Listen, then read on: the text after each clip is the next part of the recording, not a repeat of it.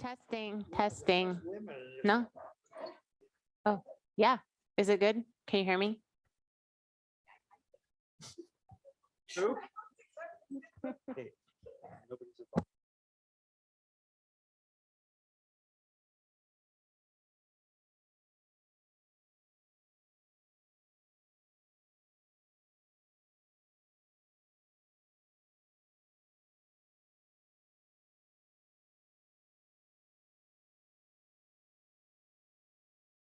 At least we got mics.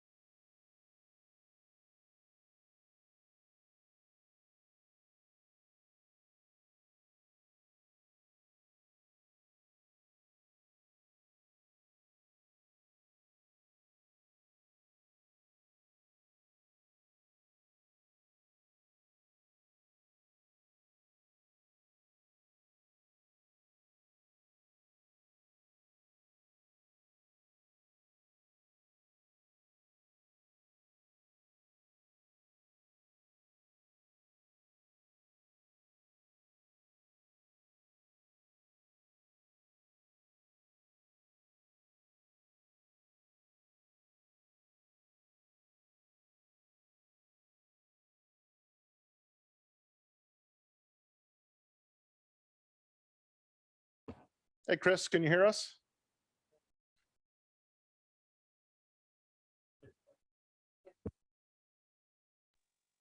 Yeah, I got you. I heard you there. I don't have you on my Okay, screen thank though. you. You're real quiet.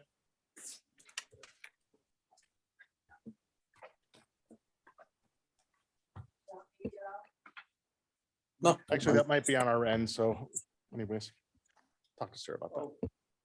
okay. I will go back up here.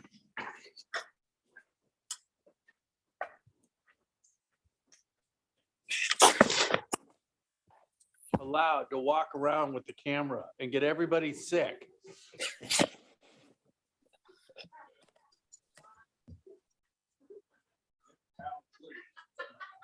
We will turn you off. I Good. will hide you right now. No, we really need you, so don't, Yes, don't go away. Don't go away. What am I doing? I was volume. Chris, can you talk? Yeah, you got me? Check, check. Yes, I do. I just, your volume is yucky. So just 1 minute. Please recite the Alaska flag song so we can catch Can your you talk volume. again? Mm-mm. I think it's, Check, check. You got me? That room would be better, closer to the modem. I think I'm good there. Oh. Problem is I can hear the TV in there, so.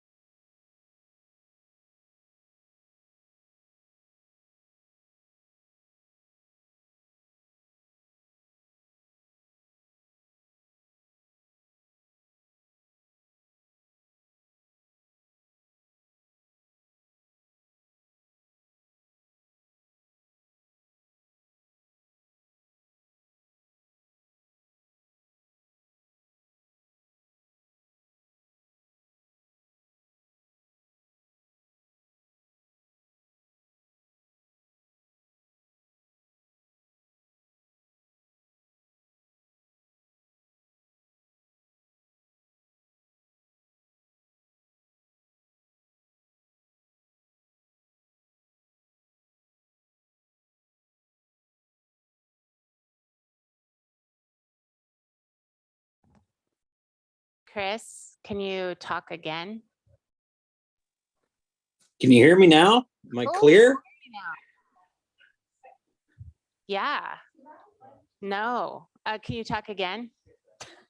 Yeah, you're getting me to talk way too much here. No. Tony said it might have something to do with that Seahawks shirt. Oh, ouch. Yeah, so you're working. I just haven't turned the video on yet. Let me, Ah, there we are. okay, yeah. So I'm gonna turn it off until we start, but you will have it once we get there. Okay, sounds Okay. good. Thank you.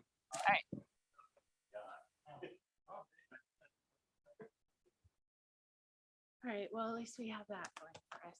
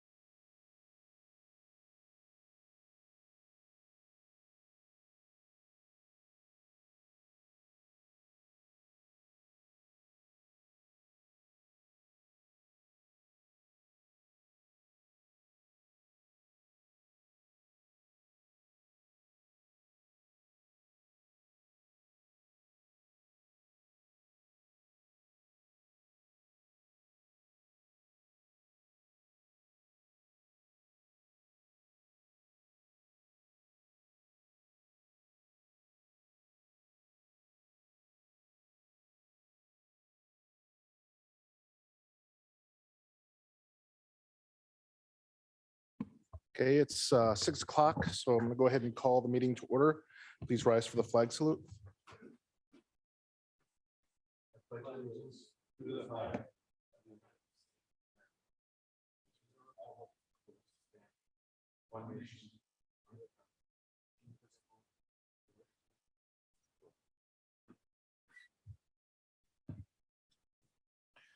The Assembly of the City and Borough of Sitka would like to respectfully acknowledge the traditional first people of Sitka. With gratitude, we proceed on Tlingit Ani. Sarah, roll call, please. Mr. Mosher, Here. Mr. Yestad, Here. Mr. Christensen, Here. Mr. Pike. Here. Ms. Carlson Here. and Mayor Eisenbais and Ms. Duncan are absent this evening. Okay, thank you. That moves us to correspondence and agenda changes. Do we have any of those, Sarah? Okay. There are no ceremonial matters. This moves us to special reports. Are there any government to government? I believe we have Woody calling or us calling Woody.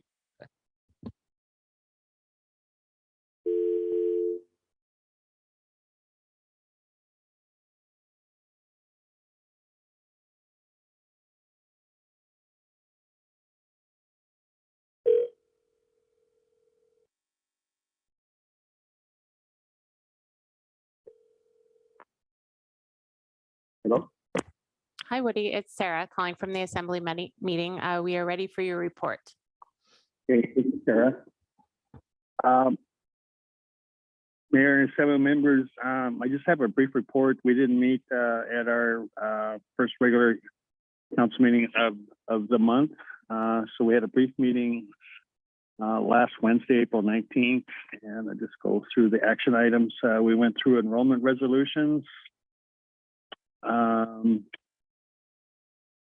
The council approved a recommendation by the Natural Resource Committee to work directly with Ann Pownell regarding the rock wall identified in the phase 2 of the Seawalk assessment.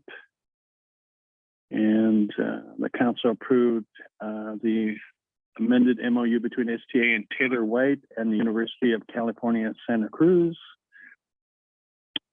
And last but not least, the council appointed a member to the BHA Board of Commissioners. And that's it. That's my brief report for tonight. Thank you. Thank you, Woody. Okay, this moves us to municipal boards, commissions, and committees. Municipal departments. School district. Is there anyone from the school district here? Students and guests. Okay, now we move to persons to be heard. This is public participation on any item off the agenda. All public testimony is not to exceed 3 minutes for any individual.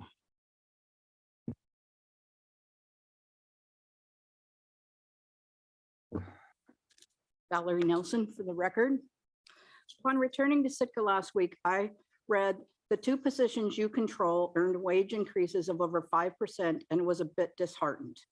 It should be noted that when I voted in favor of terminating our previous administrator, it was because he was not following the laws of our community, and I believe not credible, and I believe that that much of a raise is inappropriate.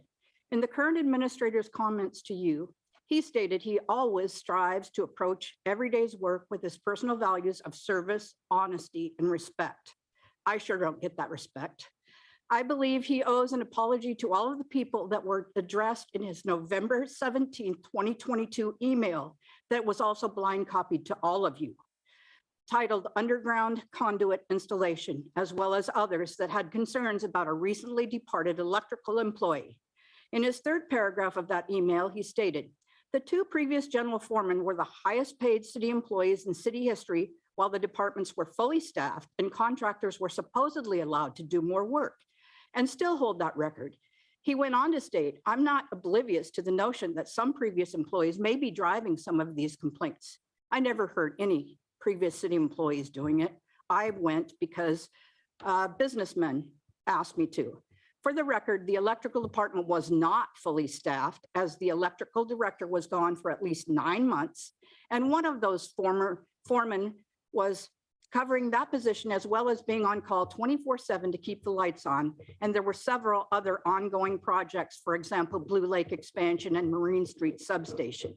It should be called to your attention that there has always been a jealousy between salaried and hourly employees. And to make a statement like that, it should be delineated as how much overtime was involved.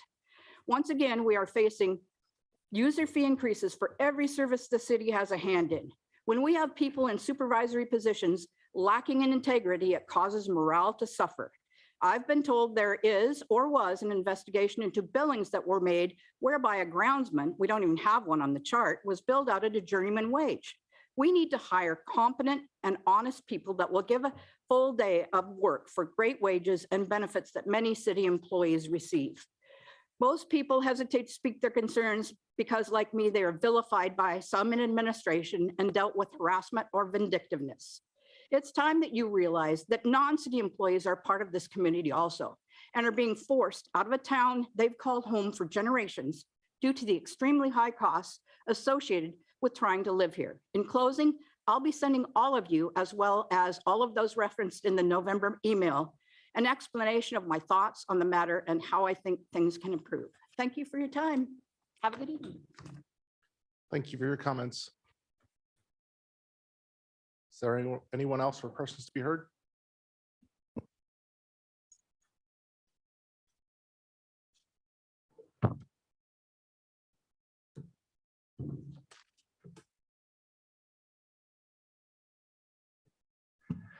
Well, good evening. My name is Richard Ween, and I'd like to say that the first boat came in today, 2,200 people. And so, as they say, let the games begin, because it's really going to ramp up and it'll be very interesting to watch. One of the things I noticed when I walked out here were the buses. And so what I did was I stood behind one of them and took some really deep breaths, a couple of breaths, just to remind me of being stuck in the Lincoln Tunnel during rush hour, because it just is, I just happen to say I love the smell of diesel in the morning, to paraphrase a movie that I hope a couple of you have seen. One of the important things I'd like to talk about tonight is that CETA presented a Sitka Economic Report, and that was on April 20th. There are a couple of numbers that I'd like to highlight. One, these numbers are what help us see how our community is changing. The report, though I found was interesting, was kind of like a Chinese dinner. I felt hungry afterwards, and the report was rather slender. We're very happy to spend $750,000 for a land report, but we're not really interested in knowing exactly what the heck is going on with our population and its movements. It affects the school, it affects how housing is utilized, how people live here, et cetera. Some of the notions that were brought up were population. Since 1992 to now, we've had an 8% decline, and that has been something that has been consistent. Over a 10-year period, we lost 886 people, 1 year, 78. Where do these people go? Well, 74% go out of state, 7% go to Juneau, 6% go to Anchorage. Now, if we look at births and deaths, we see that there were 85 births last year and about 50 deaths. So it kind of equalizes out. The other aspect is, if you look at with population age cohorts, we have an increase from 2013 to 2022 of 33% of those 65% and 65 and older. And between 20 and 64, which is the working age, we have minus 13%. And from 0 to 19, we have 18% down. That sounds like it would affect the school. But the key number here that I'd like to report on is called worker residency. And our worker, meaning local residents who are part of the workforce, is only 15%, 57% of the total, and this has been declining. And to me, this is a hallmark of seasonalization. And when we seasonalize, it is going to affect everything we have. And the bottom line is, it will herald the destruction of Sitka for the future. Thank you for your comments. Is there anyone else for persons to be heard? Okay, seeing none, we'll move on. So we're moving to the consent agenda. Can I have a motion?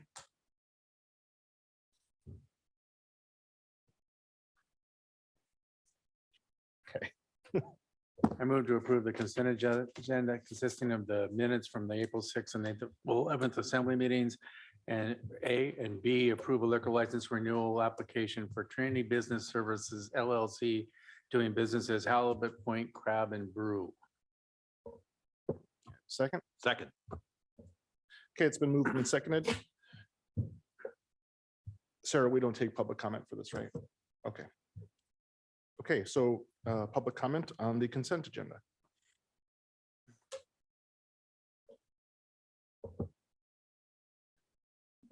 Motions take public comment. I'd like to comment on B, which is the liquor license transfer. I think that the Halibut Point Crab and Brew, I think they may want to stay open for extended periods of time. And I think this is a wonderful opportunity with the transfer to give it from Halibut Point Crab and Brew to the Marina Grill, both of them who I wish great success, and especially since the opening of the season. So this is a wonderful opportunity for the individuals involved, because we know you make money on selling alcohol. And so I hope that this will help their bottom lines, and I hope you will pass this. Thank you for your comments. Is there anyone else for public comment on this item? Seeing none, Sarah? Okay, on the motion to approve the consent agenda consisting of items A and B, Mr. Christensen, Yes. Mr. Yestad, Yes. Mr. Pike, Yes. Ms. Carlson, Yes. and Mr. Mosier. Yes. Motion passes 5-0. Okay, this moves us on to board, commissions, and committee appointments.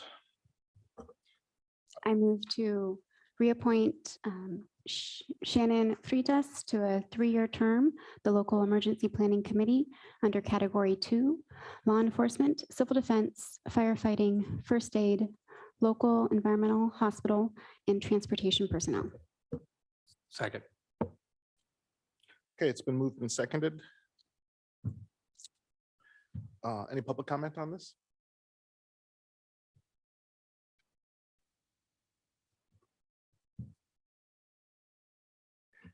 As with anyone who, my name is Richard Ween, and as for anybody who wishes to serve the community, I applaud them.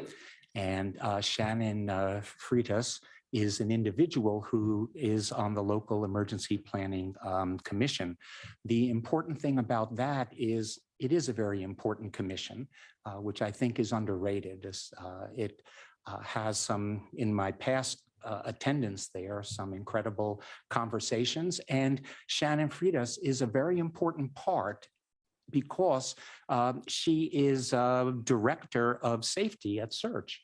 And they have an enormous responsibility. And I believe that they are kind of like a permanent part of the Local Emergency Planning Commission. And I'd like to thank her for stepping up. She has a lot of experience, and especially when it truly is an emergency, I know that her participation will be much welcomed. Thank you. Thank you for your comments. Anyone else? Okay, seeing none. Any discussion? Okay, Sarah? Okay, on the motion to approve Ms. Freitas to a term on the Local Emergency Planning Commission, Mr. Yestad, Yes. Ms. Carlson, Yes. Mr. Christensen, Yes. Mr. Mosier, Yes. and Mr. Pike. Yes. Motion passes 5-0 on item C. Okay. On to item D, the exciting one. So this is item D, appoint tourism task force members, excuse me. So Sarah's laid out a kind of way we're going to go about doing this. So the first part, I'm just going to explain pursuant to resolution 2023-11, the task force shall consist of 9 representatives. And by the way, for those who are listening, the tourism task force was established in March, I believe, for a variety of reasons that's listed in your packet, but to basically examine tourism in Sitka. And I think from what I've heard from a lot of people is to kind of find that spot then and that benefits us, but doesn't go overboard. And so they're gonna have a big job ahead of them. But according to resolution 2023-11, we have representatives from Tribe of Alaska, Ports and Harbor Commission, Sustainability Commission, Downtown Business Corridor, Business in General, Tours and Attractions, Sitka Sound Cruise Terminal, and Community at Large. That's 2 seats. So we're on to step 2. So you all have those. Do you want to, somebody want to make that motion? Sure. These are the, I guess, pre-appointed seats or whatever, or the nominated seats. So I move to approve Camille Ferguson to the Sitka Tribe of Alaska seat, Scott Wagner to the Ports and Harbors Commission seat, Barbara Bingham to the Sustainability Commission seat, Jeremy Plank to the Tours and Attractions seat, and Chris McGraw to the Sitka Sound Cruise Terminal seat.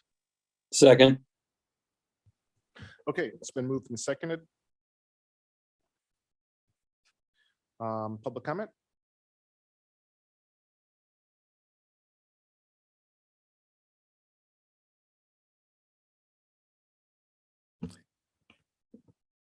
My name is Richard Ween, and the Tourist Task Force does have a very, I'll say, important role potentially, as long as it doesn't become a fait accompli. So these are the pre-approved, which in essence is saying that there was only one person applying per se. And so I can pretty much guess what individuals on this list will be going to be promoting.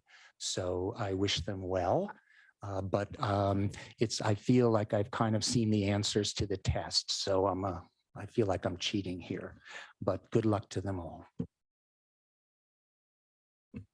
Thank you. Anyone else? Okay, back to the assembly for discussion. Yeah, I just think it's important to note that these were all nominated by their respective organizations. This isn't just the one person we set it up, so they nominated, we approve it, but so it's not, they were all nominated by, like I say, their respective organizations. Thank you. Yes, and to clarify, yeah, this was part of the ordinance or the resolution that they would make those recommendations. We have the final approval, so these are kind of set. I have no problem with any of these. Anyone else have any other comment? Just to note that the tourism attraction seat was open to all. It was just there was one applicant. So that's the kind of direct appointment there. But yeah, no Thank you. problem with all of them. Thank you for that clarification. Anyone else? Chris? Okay. Sarah, yeah. All right, so on the motion to appoint Camille Ferguson to the Sitka Tribe of Alaska seat, Scott Wagner to the Port and Harbors Commission seat, Barbara Bingham to the Sustainability Commission seat, Jeremy Plank to the Tours and Attractions seat, and Chris McGraw to the Sitka Sound Cruise Terminal seat. Mr. Christensen, Yes. Ms. Carlson, Yes. Mr. Mosher, Yes, Mr. Yestad, Yes. and Mr. Pike. Yes. Okay, the motion passes 5-0. okay, this brings us to nominations for business in general seat. Get a motion for? All right. I nominate Cambria Holmes, Holly Reeder, and Noah Rogers for the business in general seat. Second. Okay, it's been moved and seconded. Can I have, opening up for public comment? Dr. Ween?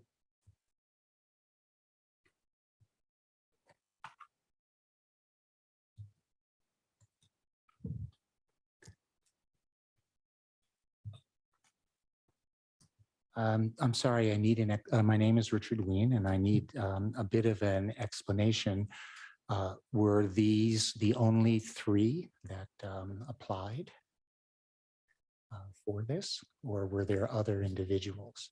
Well, there's no back and forth. but I You can know. ask your questions and then. we'll Yeah, probably no, address that. every question I ask is rhetorical. Okay, Just as if I say, I love you, it's platonic. Okay.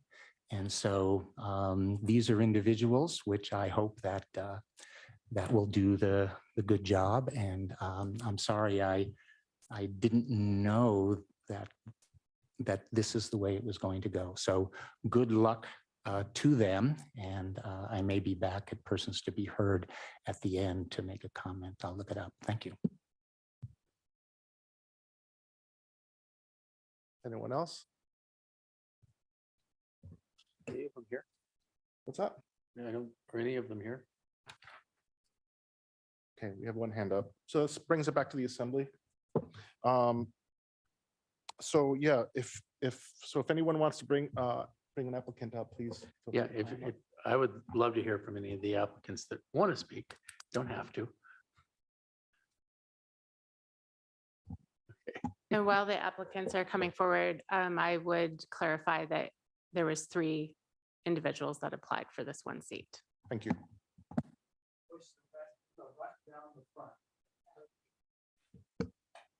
My name is Cambria Holmes and I own Campfire Kitchen.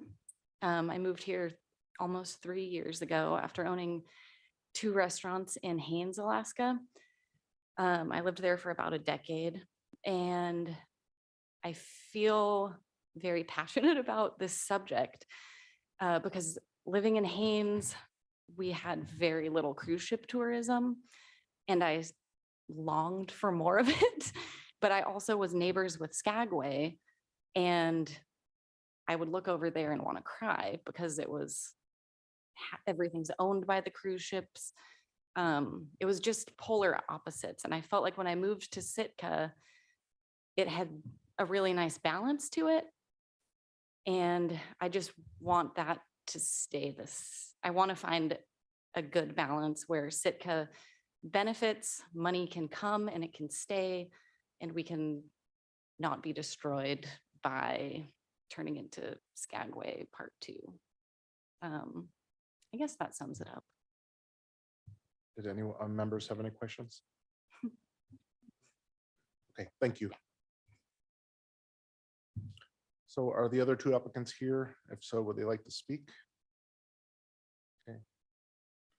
Sorry, no, you're not on there. Thank you. So no one else is here, so this is sorry, this is, are we going to discuss now or we make our votes first? You can discuss, and then when you're finished, I'll call each of your names and then you will indicate the individual, the applicant of your choice. To be appointed, an applicant must receive at least 4 votes. Perfect. Yeah, Thank I don't have a lot to say. I mean, everybody who was applied looked definitely qualified. I have had some interactions with Holly in her day job and found her to be very easy to work with and level-headed. So that for what it's worth. But I don't think we would be losing out with any of these. And I appreciate having these 3 people put their name forward. And all I can say, honestly, for the rest of the night, we're obviously not gonna be able to pick everybody, but there will be, as all of our commissions, vacancies popping up, I suspect, pretty regularly. So I hope that whomever doesn't get put on, remember, members always said nice things about them and maybe can be willing to come do it, try again. Anyway, that's all I have. Okay. Anyone else? Each 3 of these, Cambria, Holly, and Noah, would be, an asset to the group. It's going to be, just an idea of the overall balance. And I think we're gonna get a good group regardless of who we choose tonight. Thank you.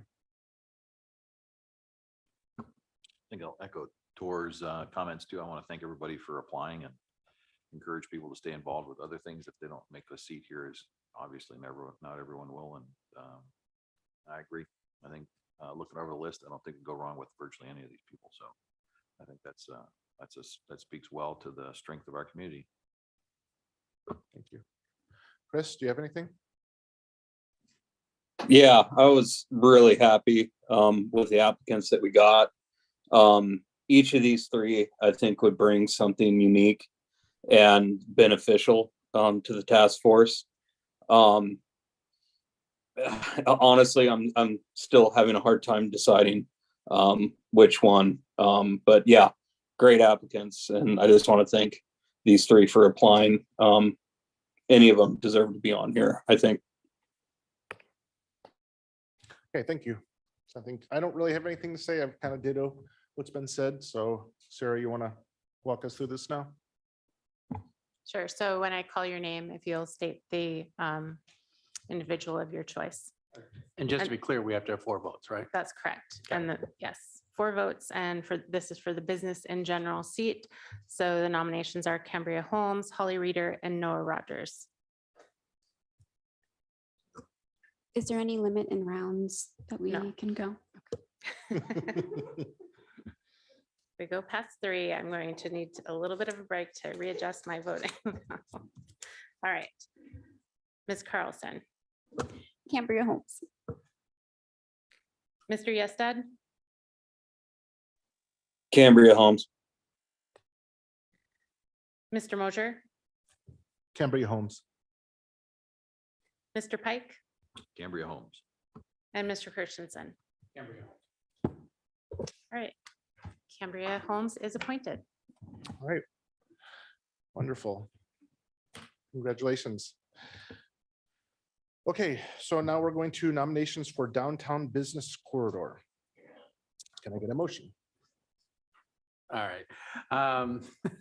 I nominate James Mitchner and Shirley E. Robards for the Downtown Business Corridor seat.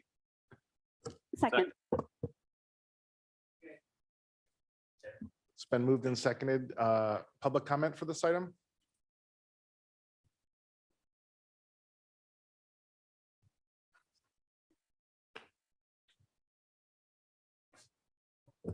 I hesitate to say anything good or bad about anyone because I know I'm viewed in a negative light here, but I know both Shirley and James. And I think either one of them would be an excellent choice, and I'm glad that they put their name forward. Thank you. Thank you.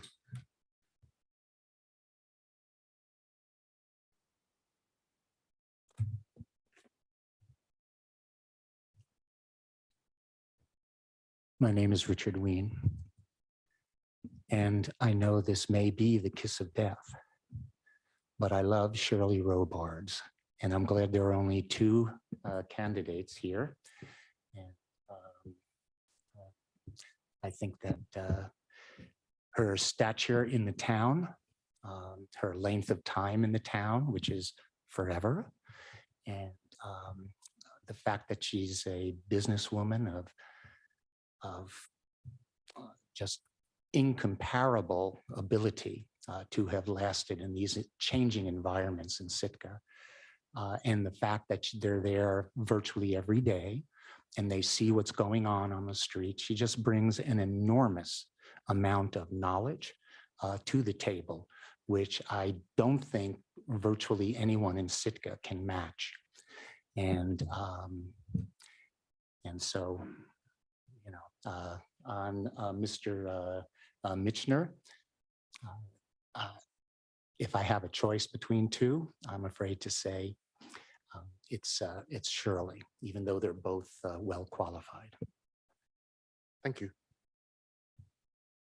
Any other public comment?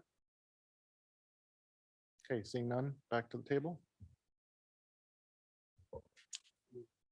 I again would, I'm sorry. Oh, Oh, sorry, Shirley. Go. Yeah, sorry, I didn't see you, Shirley, please.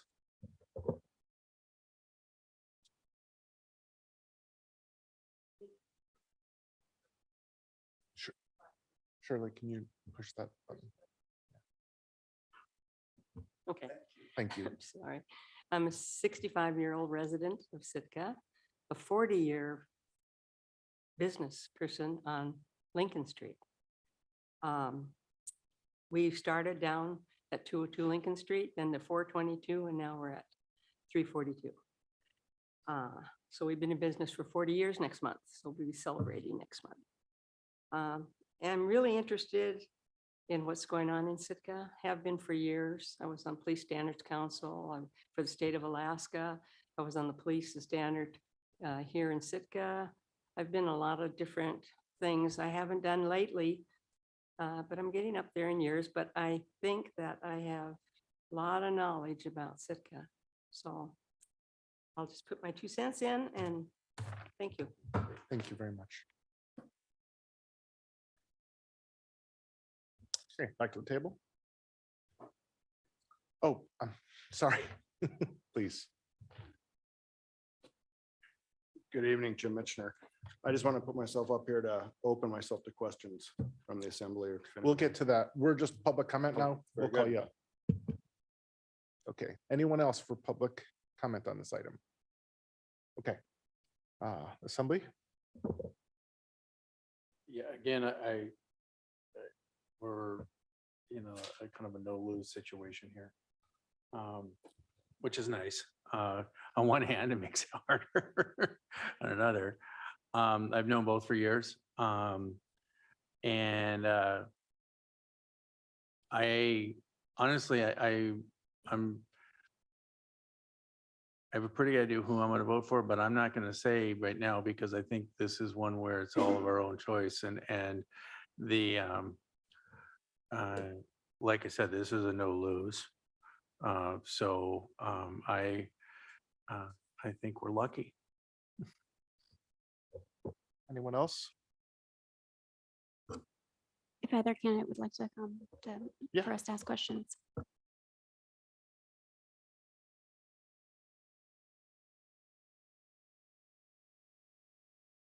Again, Jim Mitchner, just like to present myself if anyone has any questions for me.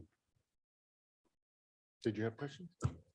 Hi, thank you for your letter of interest. It really laid out, I think, what your goals, you talk about infrastructure, you talk about, balance, earnest is a good word to throw in when looking at something as vital of what our tourism interface can be. With this seat being, representing the downtown business corridor, what's your kind of general relationship like with your neighbors and business? Great relationship. I Mhm. can't think of anyone we don't get along with and Mhm. support, and we Mhm. feel supported by them, surely included. We're Mhm. next door neighbors. We have a great relationship, and Mhm. I think she would be a great person for this job, and I think I could be too. So Mhm. I don't think you can go wrong. Mhm. That's great. Because it is a seat to represent a body of people. I think that's a very valid and important thing that you would share your opinion and also go back to your group and kind of share their overall thoughts too. So thank you for that. That's helpful. Did anyone else have a question? Any questions for James? No? Okay, thank you for coming up. And Shirley, if you would like to come up and speak again, because that was just persons to be heard where there's no back and forth. If you'd like to come back up and say something, you can. You don't have. Does anyone have any questions for Shirley?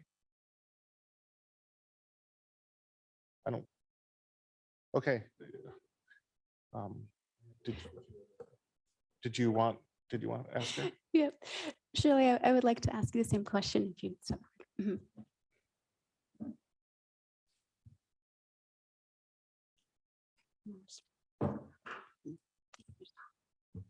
Yes. Congratulations, it's 40 years in business. That's excellent. What is your relationship like with the other Lincoln Street businesses?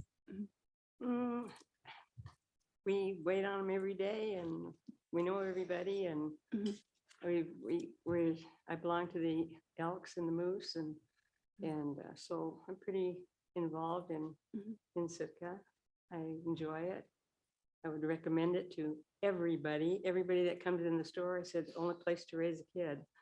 Because my son at 20 years old started that business himself, not us. Mhm. We helped him by working with him, but we never had to give him any money to do it or anything. Nobody believes it. They say, oh yeah, it's yours, isn't it? And I said, no, it isn't. My husband worked at the pulp mill for 37 years and I worked at different places, but when he had the store, then I went to work for him. But I've been up and down that street many, many, many times and I think I get along with everybody, but you never know. Thank you. Mhm. Thank you. Anyone else have any questions for Shirley? Okay, thank you. Okay. Discussion on this in the assembly? Go back to what I said before, which is I think, and as other people have said here too, I don't think we can go wrong with either candidate. I think we're very lucky to be in this circumstance as we go through this process. So I want to thank everybody and hope that you stay involved in other things if you don't get this seat. I would agree with that sentiment. Okay, Sarah, you want to take us through this again? All right, so when I call your name, if you'll state your choice of applicant, Mr. Mosher, Shirley Robart, Mr. Yestad, James Mitchell. Mr. Pike, James Michener. Ms. Carlson, Jim Mitchner. and Mr. Christensen. Commissioner. All right, Jim Mitchner is appointed. okay, thank you. So now to the next one, nominations for, this will be the last item, and then we will be done with this. We're going to have nominations for 2 community at-large seats. Can I have a motion? I nominate Larry Edwards, Phyllis Hackett, Sherry Jacobs, Rich McClear, Ronald Rita, and Raul West for the 2 community at-large seats. Second. Okay, it's been moved and seconded. Anyone like to speak on this one?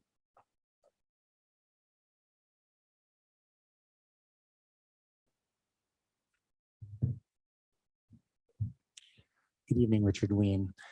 When this was coming up during the assembly, I always felt that community at large should have a larger number than 2 because this community is large and therefore I thought it needed more than 2 voices in order to get that diversity of opinion from the community. If I were you, there are 6 on there. I would nominate them all and let them all sit and give their opinions. But you will do as you do, and I don't dare say who I would pick because I truly believe that, it would be the opposite. So I wish good luck to all of them. There are a lot of wonderfully qualified individuals. And like I said, the voice of the community, the vox popular, is important, and I don't think 2 can do it, but you are the assembly and the governing body. Thank you. Thank you for your comment. Anyone else to speak on this?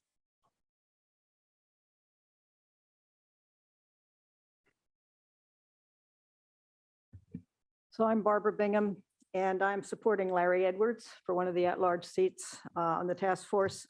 And I've had the opportunity to work with Larry over the last 1.5 years on a number of issues concerning a sustainable future for Sitka and community welfare. And Larry approaches problems with thorough research and careful analysis. He's calm and straightforward when working with others. And I believe the task force and ultimately our community will greatly benefit from Larry's intelligence and facility in presenting pertinent facts and figures in clear and understandable formats as the quest for the best solutions to managing tourism in Sitka unfolds. And you may have reached that same opinion by looking at his application and his letter of interest. But I wanted to say that I've worked with him firsthand and believe him to be a very competent person. Thank you. Thank you for your comments.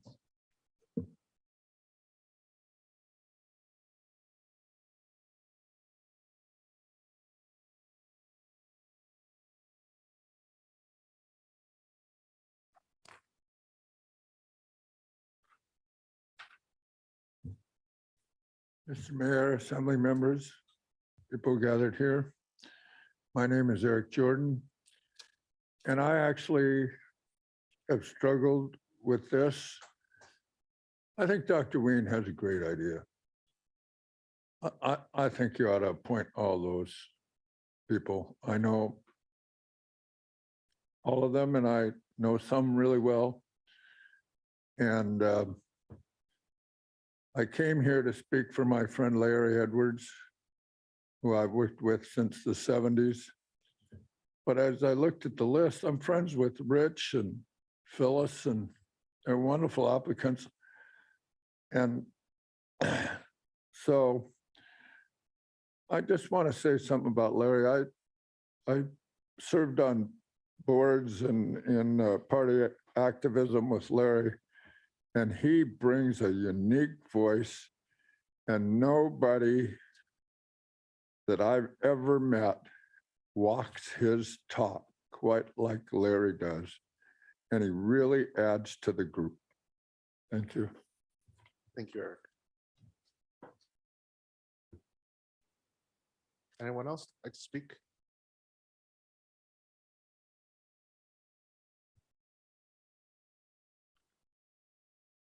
I assume this is already going, the red light's on.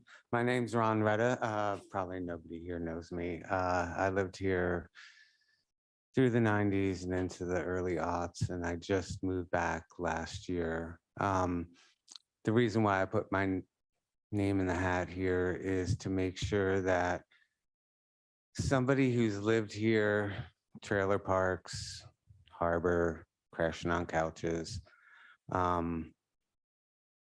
and now I've come here back under different circumstances, so I know what it's like to live in Sitka okay and not so okay. And I would just like to be a voice on this task force that, I don't know, maybe takes the perspective of people that don't always get their voice heard here, whether their choice or not, but that's where I'm coming from. Thank you. Thank you.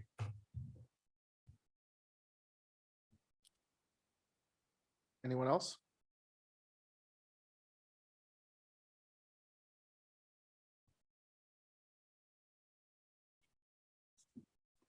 Good evening. I'm Phyllis Hackett, and I've been in Sitka for right around 50 years now. I came as a young person and I've worked a lot of different jobs. I've met a lot of people over the years, and I love Sitka, obviously, or I wouldn't still be here. I served for almost 7 years on the assembly, and I understand the needs of the city and the workings of the city and how things go and how they don't go. I have a good understanding of the economics of the city and how important this sector is to the city and the workings. I also have a really deep sense of the importance of Sitka as a community and a lifestyle here for the residents. And I know that the summer is very important to the residents that live here year round. And I really believe we need to find a good balance. I've watched Juneau and I watched Ketchikan, I watched Skagway, I watched all these communities over the years go through their changes with tourism, and I'm concerned. I'm concerned for Sitka. I know we need it, but I think it's really important to find the balance. And I would like to be part of that. If I'm not, that's fine. There's qualified people, and my voice has been heard. But I do represent a broad section of the community, and I listen to people, and I have a lot of perspective. But either way is fine with me. It's going to be a very big task. There's just no doubt about that. Good luck to whomever. Thank you. Thank you very much.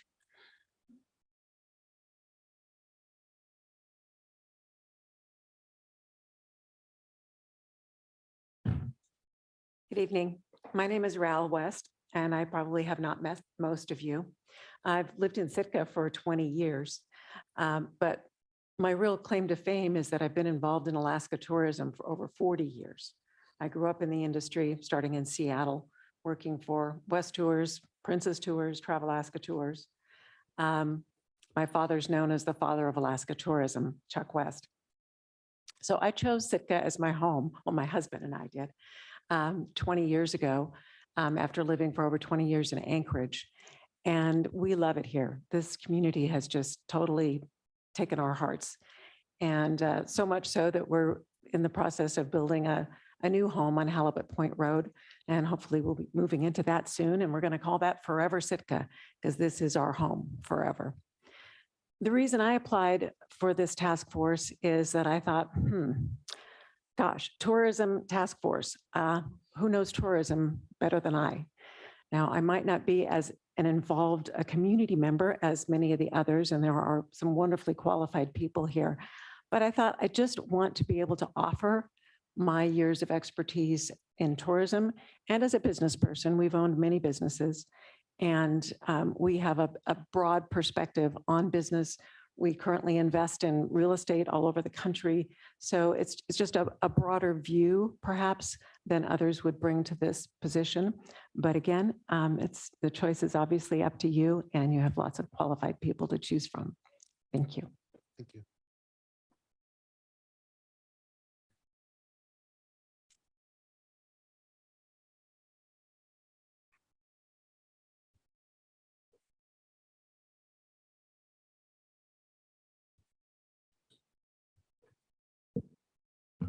Good evening. My name is Rich McClear.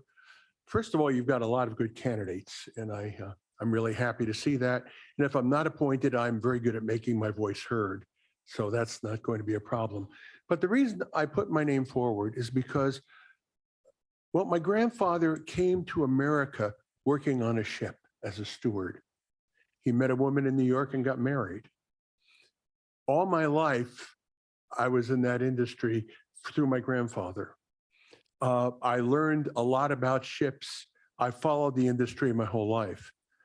And recently, I've been following what other communities are doing to try and look at the tourism situation. I've looked at the memorandums of understanding that Bar Harbor, Maine and Juneau have come up with. I've looked at the ordinances that Bar Harbor and Portland and Key West have tried to pass. I've looked at some of the controversies in Cove, Ireland and Bora Bora. All these communities are facing the same issue. How do we preserve the essential nature of our community while having business flourish? And because I've looked at this, I thought maybe I could bring some of that experience to Sitka, as well as my experience as a decade on the Sitka Economic Development Commission, trying to look at the economic development of Sitka. So that's why I applied. But as I said, you've got an awful lot of good candidates here. And I know you're just going to make a good choice. Thank you.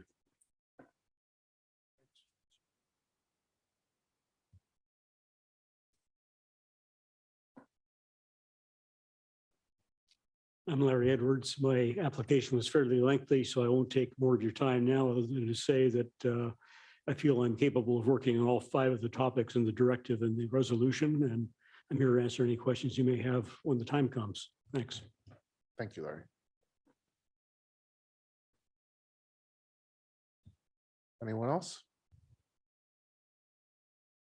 Okay, seeing none, we'll bring it back to the assembly for discussion. And if any member would like to call up an applicant. Well, when we got our packets, so I kind of zeroed in on this one. I knew it was going to be a tough one. And it's hard for me because I can safely say pretty close friends with a couple of people on here and good acquaintances with a few more. So no matter what, I'm not going to pick somebody, or I'm not going to vote for somebody who I wish I could. But it's a nice group again. It's a very nice group. And again, we're in a bit of a win-win. But, you know, and we, of course, we need to follow what the ordinance says, so we can only pick 2. You know, I guess there's nothing to say that if the commission itself decides it wants more members, it sure can, but can ask. But again, I strongly suspect that there'll be a fair amount of, maybe a little more than some of the other commissions, kind of churn on this one, as to the nature of the beast, people moving in and out of town and people who are busy. So, you know, watch this space. I'm sure there'll be more opportunities. I think it's nice to see who applied, because when we were, as a group, forming this commission, we use the word balance a lot.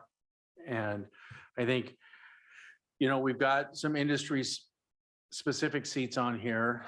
And I think everybody here, everybody on this list, at least, I suspect is gonna hold the people who are in the industry to task if necessary. And I don't think there's any doubt there. I am hesitant to say who I'm thinking right now, but I have to say I sat across the table from Phyllis for too long not to respect her and her ability. She was always able to think things through and find consensus on when possible on the assembly. So, but honestly, we've got a lot of really good people here, and I will be a little bit surprised if it doesn't take a few rounds of voting to get through this. So, sorry to ramble. That's fine. Anyone else?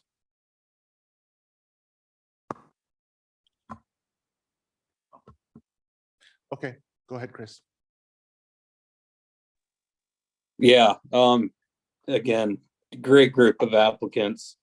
I had to go through the applications a couple times, picking out little tidbits from each one that I really liked.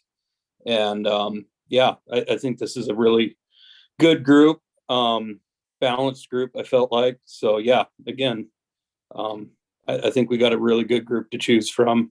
And I kind of echo Tor that this may take a couple rounds. So yeah. Okay, thank you. Go ahead, Tim.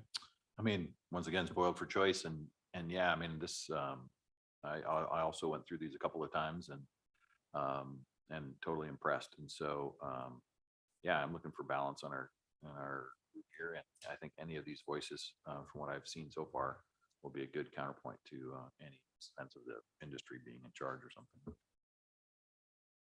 JJ? Yeah, huge thanks to the community for coming forward with this. This is a very valuable thing that so many people want to share their voice and share their input and be involved in the perpetually making of Sitka the place that we all want to be. So thank you.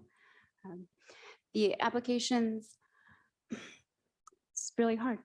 And so I went through the applications a few times and then also kind of cross-checked with the directives that we had listed to really see background, just try to get something to kind of weed people out because I needed some additional rubric of sorts to go at this.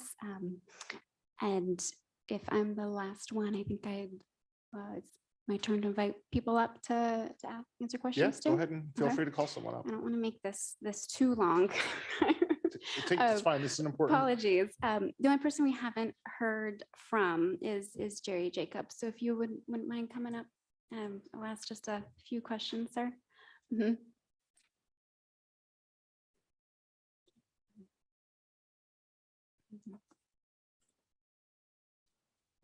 No, push it back again.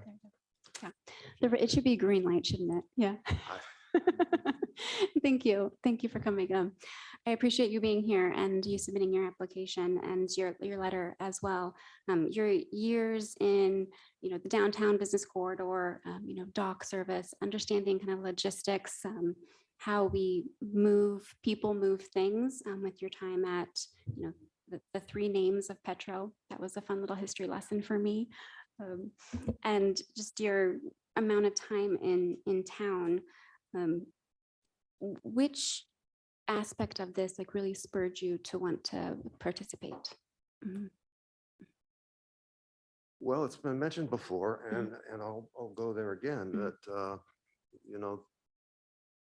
there's some pre-selected seats, 7 out of 9. I was afraid that there might not be anybody who, the perspective of a person who just wants to live here and share this place with anybody who wants to come, is going to be missed if I didn't put in my application. I don't think I'll be sorry if you don't pick me, because you have some very qualified people, but that's why I'm here. Thank you. Sitka is a great place to live, and the amount of qualified people is a big representation of that. So thank you, Jerry. Mhm. Anybody else? You're calling your next person up. I'm gonna make an adjustment.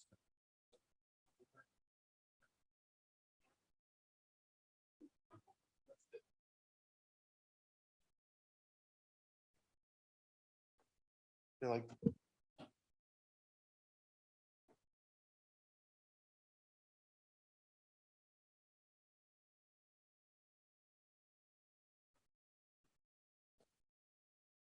I just wanted to make an adjustment there because was concerned that people listening might not be able to hear people who are talking.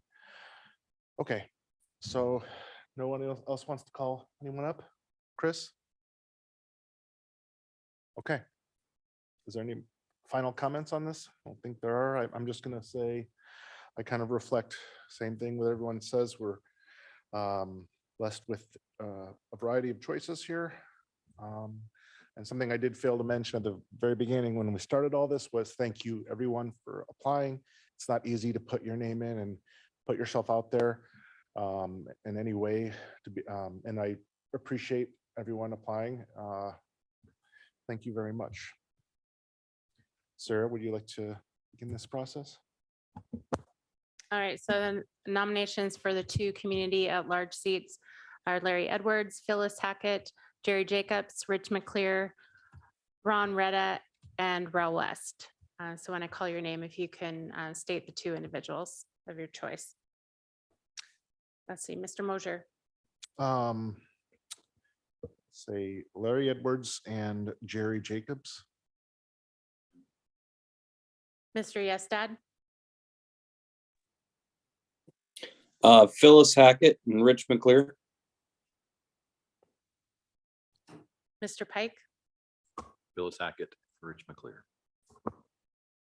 Ms. Carlson, Phyllis Hackett and Jerry Jacobs. and Mr. Christensen.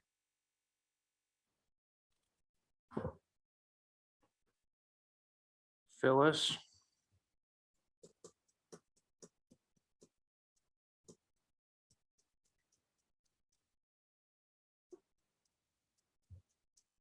And Rich. Okay, so on that first round, Phyllis received 4 votes. So that's 1 seat. So we'll go for round 2 for the second seat. So on this one, you'll be indicating 1 individual. Mr. Mosier, Rich McClear. Mr. Yestad, Rich McClear. Mr. Pike, Rich McClear. Ms. Carlson,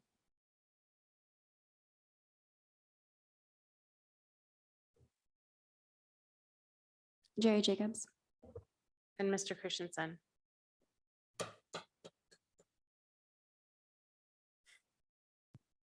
Tempted to vote for somebody completely different just to mess with things. Rich. All right, so Rich received 4 votes on that round. So our 2, well, I'll just recap all of the appointed individuals. Let's see, so we have Camille Ferguson for the Sitka Tribe of Alaska seat, Scott Wagner for the Port and Harbors seat, Barb Bingham for Sustainability Commission seat, Jeremy Plank for Tours and Attractions, Chris McGraw for Sitka Sound Cruise Terminal, Cambria Holmes for the Business and General seat, Jim Mitchner for the Downtown Business Corridor, and then for the 2 at-large seats, Phyllis Hackett and Rich McClear. And so for everyone, and I wanted to remind folks that the Assembly is having a joint work session with the task force at 6 p.m. on Thursday in this room. And Will you be emailing them all this information? yes, I've already let them know that this was coming. Okay. But for all of those appointed, our office will be in touch with you tomorrow. Okay, perfect. Thank you, everyone. Let's take a 5-minute break.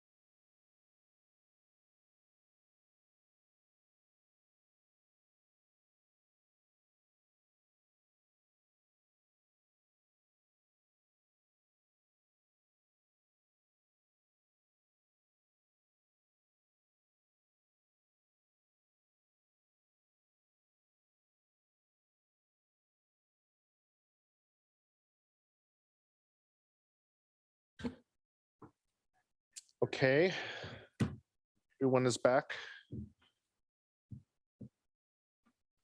So let us reconvene or just begin again. We're moving on to item E under unfinished business. Can I have a motion, please? It's fine.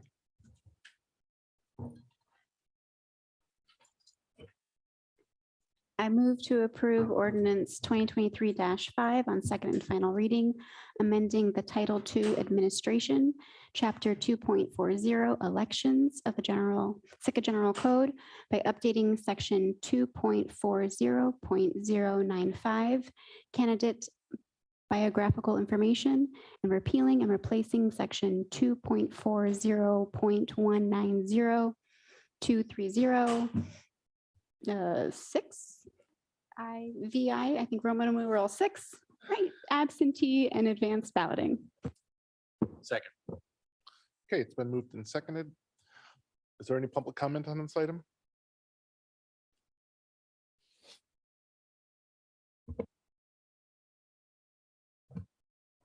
Good evening, Richard Ween. As I said at the last meeting when this was brought up, anyone who cannot meet a simple deadline, such as a biography, an advocacy statement, and a photo, should probably not be running for office. These are very simple requirements. And I know I've heard from somebody, we're probably the only one in the state that does it, but the very fact that we do it is, I think, is telling. And so I think that one is silly. Again, simple deadline. To me, that's the big test. Can't meet it, don't run. And the other one is, I'm kind of old fashioned about elections, maybe a small window for absentee ballots, but same day and ID is probably the best way to go, with paper ballots, by the way, and not these Dominion machines, which we have been using. So we have a small voting population. There's no reason for any of this to take any time at all. They can be counted up pretty rapidly. And I know Sarah does a splendid job as the overseer of the elections here in the city. So again, can't meet a deadline, don't run. I like a small window for elections, but thank you. Thank you. Is there anyone else, public comment on this item? Seeing none, bring it back to the assembly. Any discussion? I just would like to, again, thank Sarah for keeping things organized and keeping the process running smoothly. And I appreciate, I think we want to remove as many barriers to voting as possible. And I think we're doing that. I think we're at an appropriate space. I mean, where if they want to put their bio up on the website, great. If they don't, I think they're hurting their chances. Maybe people don't really, I don't know how many people really look at it, but I think this finds a nice balance. So thank you, Sarah. KJ, did you have something? Okay. Tim? Think- Yeah. Go ahead. Anything to help people along the way is beneficial. The diversity, equity, inclusion movements states that very rapidly. Like, as much as we can do to help without being unfair, it is valuable. And with allowing people multiple ways to vote, as a busy person myself, I think people in my generation would really benefit from kind of a window of voting. It's helpful and it increases turnout, and it's a good thing. So thank you, Sarah, for bringing this forward in a timely manner. Chris, do you have anything? I really don't have any problem with this. I think Tor brings up a good point. If someone doesn't want to give their biographical information, yeah, I mean, it should be a requirement, but I don't have a problem with it not being a requirement. And if they don't, it's less likely that they're going to be elected. And then, with the way early voting is, with the way some of our businesses are in this community, fishermen, I did find that pretty nice, to have kind of a week of voting almost. I think a lot of fishermen took advantage of that, this last election. And, I think it works out great. So, I'm in support. Thank you, Chris. And likewise, I'll just say that I share the opinions of the comments already made. I think it's appropriate and helpful. And thank you, Sarah, for putting this together. There's no other comment. Sarah, roll call. All right, on the motion to approve ordinance 2023-05 on second and final reading, Mr. Christensen, Yes. Mr. Pike, Yes. Mr. Mosier, Yes. Mr. Yestad, Yes. and Ms. Carlson. Yes. Motion passes 5-0 on second and final reading. Thank you. This moves us on to item F. This is a discussion, direction, decision on the city and borough of Sitka emergency procurement procedures. I believe Melissa Haley and Tori Fleming, can you come up to give us a little intro?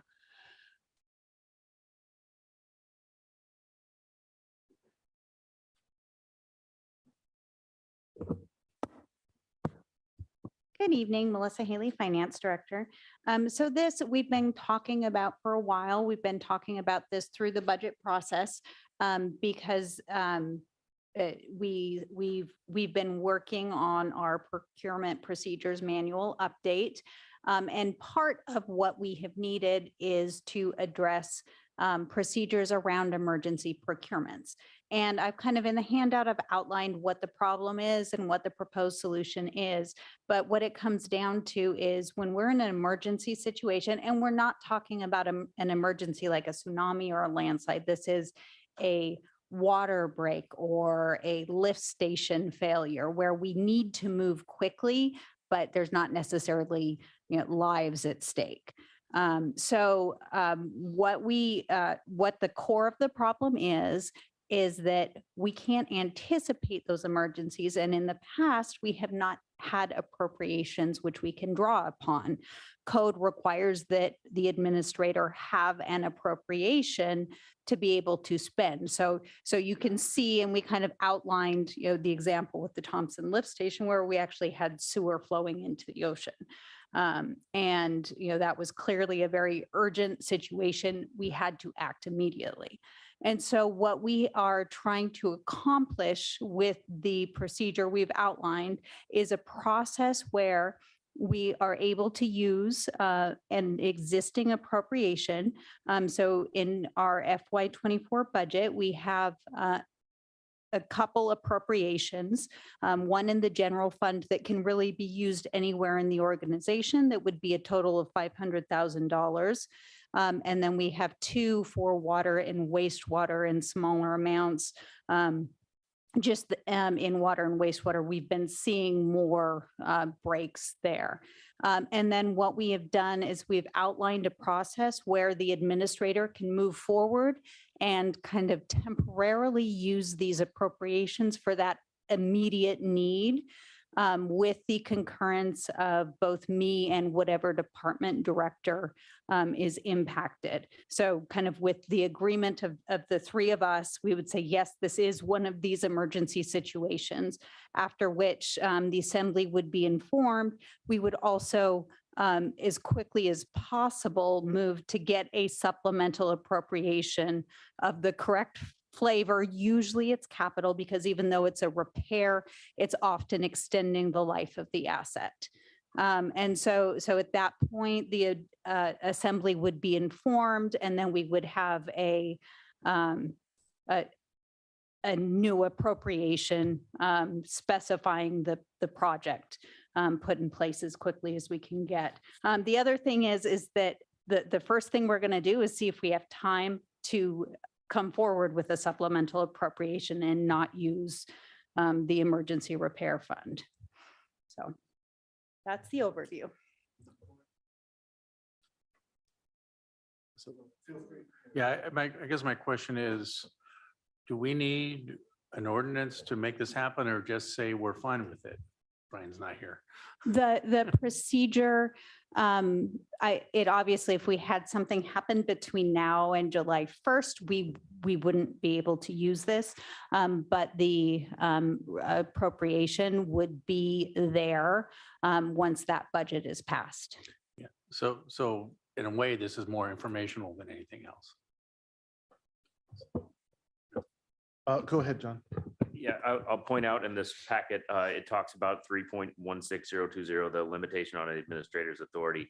And what Melissa's getting at is in the FY24 budget, the appropriation is there as part of the budget approval process. So correct that we could not use this process prior to July 1st. But during our budget talks, one of the concerns was what would be the structure around this? What would be the procedures? So it's not just as some have said, a blank check that the administrator has the ability to use anytime they want. So we're trying to explain here that it's basically a 3-person concurrence to say that it is an emergency and then come forward at the next available meeting, even if we have to call a special meeting to get that capital appropriation in place. I get it right? Yeah, Or it's the supplemental appropriation. This would just give us the ability to get a contractor on site. It would give us the ability to do that without. Just real quick, I'll finish my thought and then be out of here. But it occurs to me when I was reading this and we were talking about it, that almost actually by definition, we can't know what emergencies are going to come because that's the definition of an emergency. And I like this. I mean, I remember we were talking about it during the budget and it doesn't, we don't, I thank you guys for kind of laying out what the procedure is going to be. But I think this is long overdue because, when it's 3 o'clock in the morning and something breaks, I don't want to come to an emergency meeting at 8 that morning. What needs to get going on now. So thank you guys for putting together a reasonable procedure. Tim?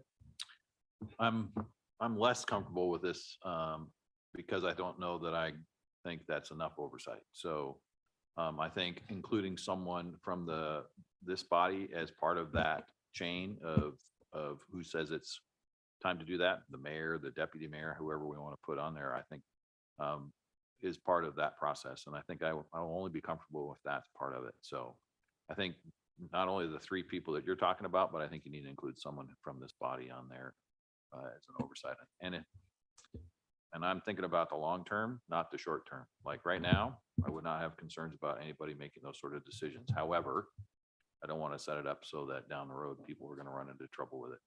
So, I mean, I even be more comfortable with the mayor and deputy mayor being involved.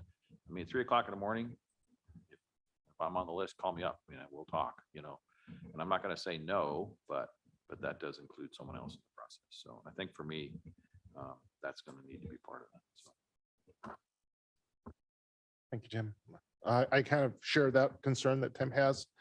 I've been trying to think a way to handle this, but before I speak about my concerns, Chris or JJ, did you want to speak? Chris is raising his hand. Go ahead, Chris. Yeah, actually, I think Tim did bring up a good point there. I do like that idea, and I think he is right. Currently, I wouldn't have any problems with the 3, but for trying to deal with potential scenarios down the line, maybe someone from the body would be a good person to also be included. But I did have, I like this general idea of being able to address emergencies quickly when they arise. And I know that we were using the lift station as an example. How has that been handled in the past? Like when the lift station did fail, were we not able to respond as quickly as we would have liked because we were waiting for financial appropriations, or how did that go? Go ahead, John. The way we were able to work through the lift station with the sewage issue is that we had on contract work that was pending for that lift station. So we were able to, I will say, stretch the scope a bit on that contract, since it was the same contractor who was going to be doing that work. It just, we had to jump into it much earlier. But we still ultimately had to come back to the assembly with some an informational aspect of that project. And I would like to bring up something else very quickly, since this discussion is happening. And if you need me to just wait until we get to that John, part, no, I can. But I think we're starting to tread into a bit of a dangerous territory with an approval level falling on the assembly or individual members of the assembly, as the assembly has to speak as a body and not one person can have any authority to approve or disapprove something. So knowing that the assembly would have to speak as a body, they speak as a body through the appropriation and through the budget process. And if we were to put individual members on this, we frankly might as well just go back to the typical come forward with an appropriation when something needs to happen. If I can speak to that real quick, it wouldn't, thank you for bringing that up, Tim. It's a good point. I would see it more as informational. And I think the mayor is the one who should be woken up at 3 o'clock in the morning, by the way. Or whoever's next on the list in town. And more just letting them know rather than making a decision. Because then if he or she thinks, okay, this is the wrong decision, the next assembly meeting is no more than 2 weeks away. And so they can bring it up or get it on the agenda, Or they can do an emergency. or they could do an emergency meeting. But if we don't know about it till a week later, that's hard. So it's more, I wouldn't say, you're right, they can't say, yes, I approve this. But if they know about it, they can do something about it if they don't think, and they'll know right away. And I suspect it'll be like, oh yeah, that's nice to know, I'm going back to sleep. But that way, and you would do this anyway, and every administrator I've worked with has done the same thing. I'm sure there would be an email sitting in everybody's box when we woke up saying, hey, this happened. But if there was a procedure that you're going to let the mayor know right away, then he or she can do something about it if they need to. And so it's not giving the okay, but it's definitely given does that make sense? No, what it does is it gives the mayor the opportunity, because the mayor can call an emergency meeting on their own. Like, if I wanted to call an emergency meeting, I think I would have to have 4 or 5 members to agree to that. Mayor can do it on his or her own. So if the mayor is required to be at least told about it, like I said, I have absolutely no problem with you, John, or the people in this chain right now, but we have to make a decision based on people we don't know. And we don't know, so we don't know how much we trust. So the mayor's required to be notified. Then if he or she feels this is way off, they could call an emergency meeting and just put the kibosh on it. I mean, I don't know if that's possible. That would make me feel more comfortable. Go ahead, Melissa. Could I propose that we add language that upon obtaining the agreement of the 3 people here, that the mayor is informed? So that'd be under A of this section. Would that increase the comfort level? Hold on a second. The very last page of the slideshow down at the bottom left. Okay, Melissa, say that again. Item, which one, A, B, or C? Under A, so it would really be part of that first section. So as soon as there was concurrence of the administrator, finance director, and department head, then the mayor would be informed. Yeah. So, and that would be kind of a step before even the whole assembly. Yeah, that's perfect. That is a protection that makes me feel more comfortable. Does any other assembly members, what do you think about that? I mean, that's a step in the right direction. I'm still hesitant about this whole, I'm not hesitant about the need to do something like this, but I'm hesitant about the oversight. And I'm hesitant about it down the road being a concern or issue with not people making emergencies out of something that isn't. So they have a pet project they want to get done. And so, oh, there we go. And again, this is something I'm talking about at the moment.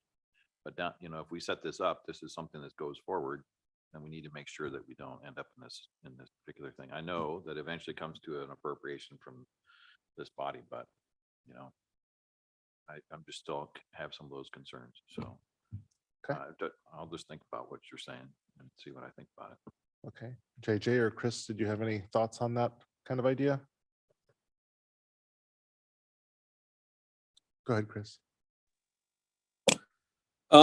Yeah, I mean, I think at this point, John brings up a good point there.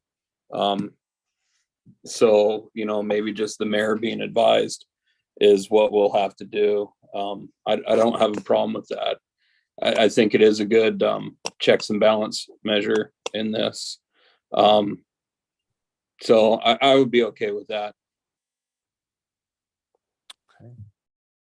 JJ? I think that that's a valuable add. So I think the system's working for the discussion direction.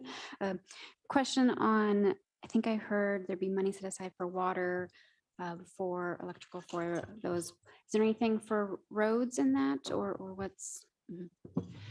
So the general fund will have 500,000. So if there was something serious happening with a general fund asset, or the general fund appropriation could be used temporarily for another fund. Okay. So there's 500,000, and I believe it was 200 and 200 each for For the water others. and wastewater.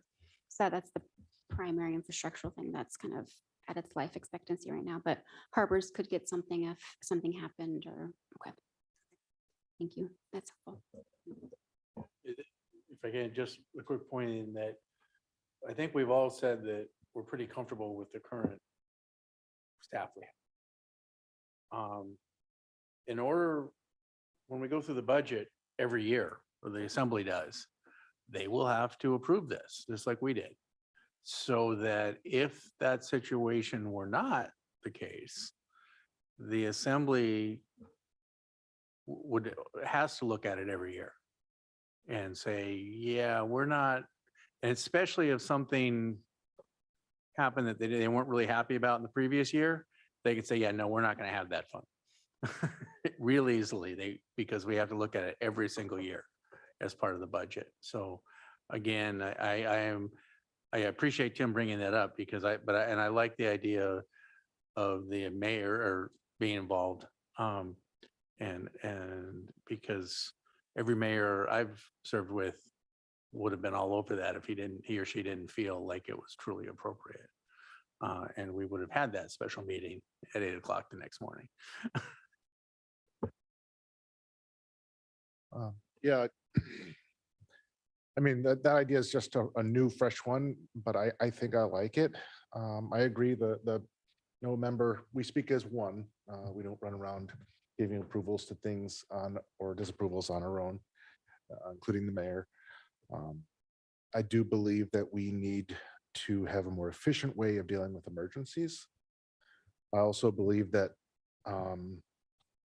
we're all human beings and I do trust the current staff, but we could be in the future where someone is hired that we do not know is not quite a person of integrity. And, that kind of money could be used, in a not helpful way, possibly illegally. So having the mayor being notified, so the three make the decision, this is what we need to do, then just give the mayor a heads up so that, and make that a requirement. Then if the mayor, say 10 years from now, the mayor does not agree, they can't say, well, don't do it. But he or she can call a meeting the next day or whenever and say, this is what's going on. The public will be informed, and we could just put that stop on that right away before the money's actually spent.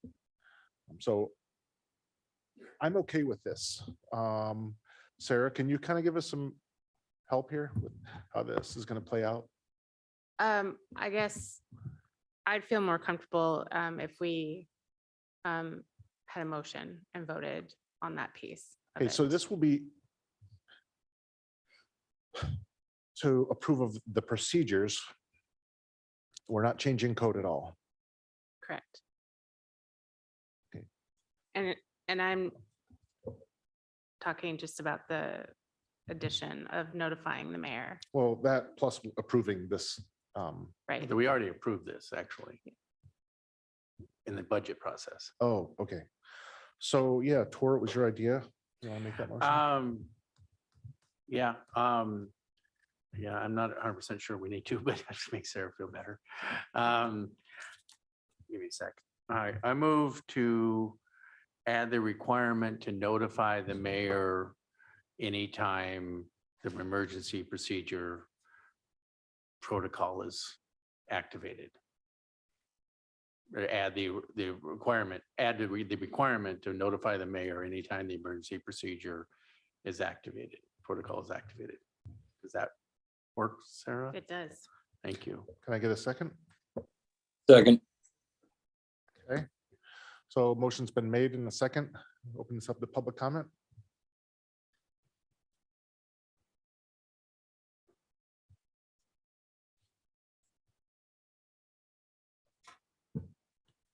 Richard Ween. Robert's Rules is something that's very important, and believe it or not, the assembly can authorize a single member or members to speak at the behest of the assembly, the governing body. I think it is not anything that you're asking a member to do, ad hoc.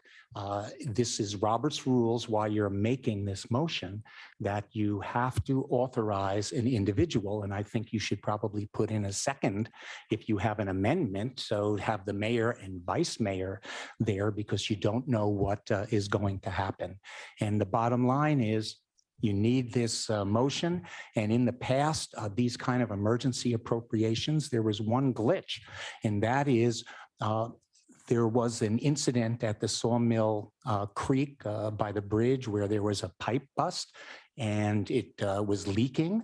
And it's like bankruptcy. It's slow, and then all of a sudden, and there was a real issue that came up a few years ago because all of a sudden they declared it an emergency, and they didn't have to go to RFPs or doing anything when they knew about the leak for an extended period of time. And you have to understand about when you declare an emergency, you really don't have to go through acquisition. And I think that there needs to be safeguards when you declare an emergency, that the proof is in the pudding, like the lift station or other things, that this is indeed an emergency, because there's been other aspects which have been not appropriately done, at least in contracting. And this is historical, and I have the receipts. So I think it's great. I think Mr. Pike's idea is most excellent by keeping the assembly in the loop. And this motion was absolutely appropriate, because if you didn't do this motion, you would be making an authorization which was not valid. So thank you for making the motion, and Godspeed. Anyone else? Okay. Back to the assembly. If anyone has any last discussions. Question for Sarah. So when we say mayor, doesn't that automatically fall to the deputy mayor if the mayor's out of town, or the vice deputy mayor? Yes. That's what I thought. So Yeah, I don't think you need to make any more. yeah. And so again, this, I think the fact that the mayor or the acting mayor has the power to call a meeting directly makes it, gives it some teeth, because that's one of the few powers the mayor has in our system. And that's a pretty powerful hammer. I mean, because if the mayor doesn't feel like it's really an emergency, or doesn't feel like it's appropriate, he can get us together. All he has to do is get 4 of us. So, no, I mean, people in town is what I meant. Like but maybe we can't get past the street that's broken. So, but anyway, I'm comfortable with this. And I appreciate Tim for bringing up the concept. well, I'm a big fan, sort of in general, of not putting people in the place of being able to make choices that aren't the best ones that they could make. So, so that's, I guess, it's kind of interesting listening to the ideas that we've had about what could go wrong and how those would speak to the public as to the problems with government, so to speak, that they already kind of feel we have. So, so I'll try this for a year and see how this goes, and see kind of how this plays out and what kind of things we come up with and what issues we run into and how we need to modify this going forward. Because I don't disagree with the need to act quickly in circumstances where we don't need to go through a meeting to make sure that people can fix something that's really badly needed and broken. So, but I just don't want to put it in a circumstance where people have the opportunity to make choices that are not good. Agreed. There's no final comments. Sarah, roll call. Okay, on the motion to add the requirement that anytime the emergency procedure protocol is activated, that the mayor is notified. Mr. Pike, Yes. Mr. Mosier, Yes. Ms. Carlson, Yes. Mr. Christensen. Yes. Mr. Yestad. Yes. The motion passes 5-0. Okay, this brings us to item G. I move to approve resolution 2023-16 on first and final reading, authorize an application to the fiscal year 2023 Port Security Grant Program. Second. Okay, it's been moved and seconded. Before we go to public comment, Stan is going to introduce the item.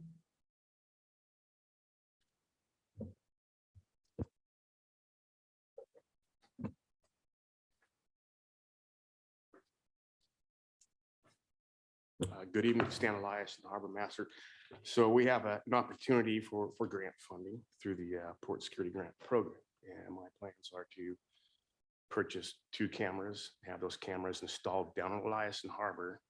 These cameras would monitor foot traffic as well as vessel traffic. I'd be asking for $37,500 from the feds. Of course, there's always a match involved. So the Harbor Fund would cover $12,500 of that match. Seems a bit expensive. The cameras are expensive, but the huge expense is the actual installation and transmitting that signal back to the server. That's the huge expense right there. Okay. Okay. So if you want to have a seat, we'll go to public comment, and then if we have any questions, we'll call you back up. Thank you. Thank you, Stan. So, public comment?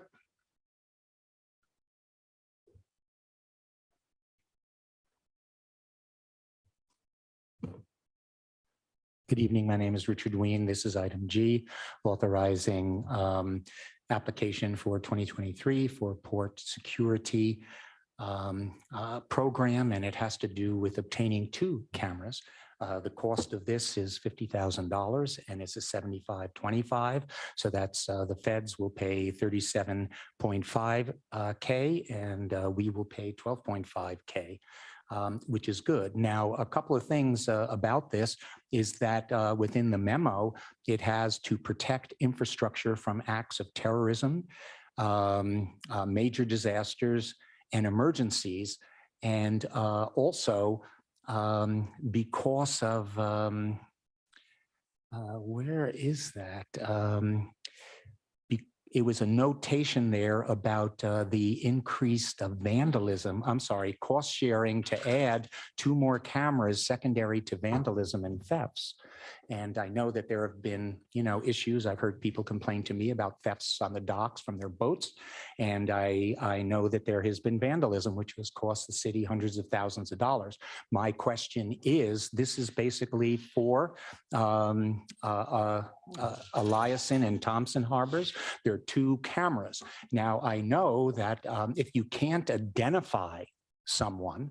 I do not know what the pixel rate and how you can potentially, identify faces. I've seen security footage sometimes where you just see a figure doing something wrong, and that becomes a big deal. I think that port security is important, and 2 cameras, I don't know whether is it enough, but the bottom line is, can you identify what's going on? You certainly could identify a boat, but could you identify an individual who isn't masked and so forth? So the question that I always have is what happens if we don't get this? Is this important enough that the city will pony up the 50? That's number one. And number two is, do we need more cameras in order to ensure real port safety?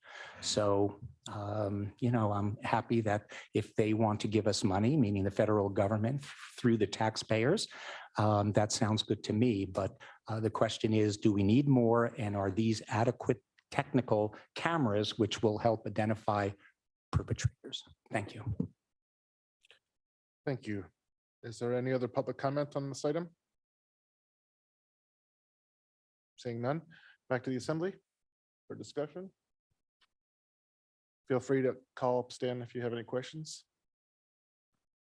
Not seeing any. Go ahead, JJ. One quick question, Stan. One quick question. Thank you. Mhm.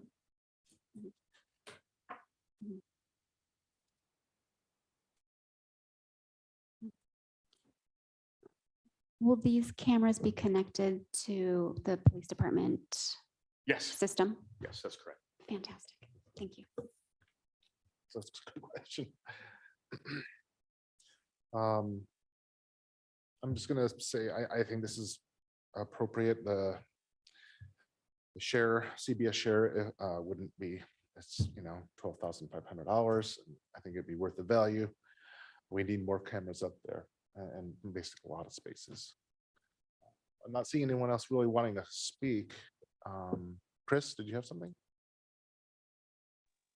Yeah, I know in general, Eliason's one of our older harbor systems, so I don't think it has nearly as many cameras as, say, Crescent, since it's one of our newest harbors. But, cameras in our harbor systems have definitely proven useful over the years. It helped with the whole Crescent dock fire that we had. I've even had to ask Stan to look at some footage before with suspected foul play. So I think this is definitely a good thing. I think it'll definitely help harbor staff and just harbor users who may want some footage looked at if foul play has happened on their vessels. So I'll definitely support this. Okay. All right.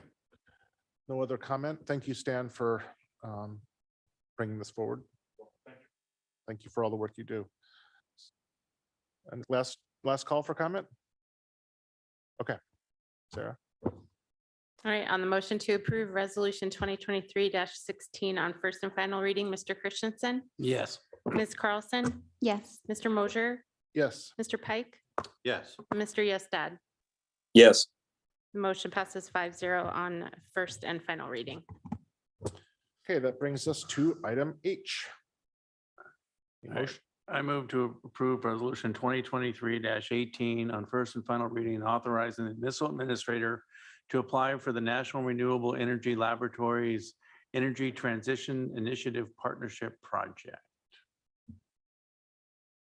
Second, I'm allowed to second, so I just did it. Bree, I believe, is going to speak on this. She's our new sustainability coordinator.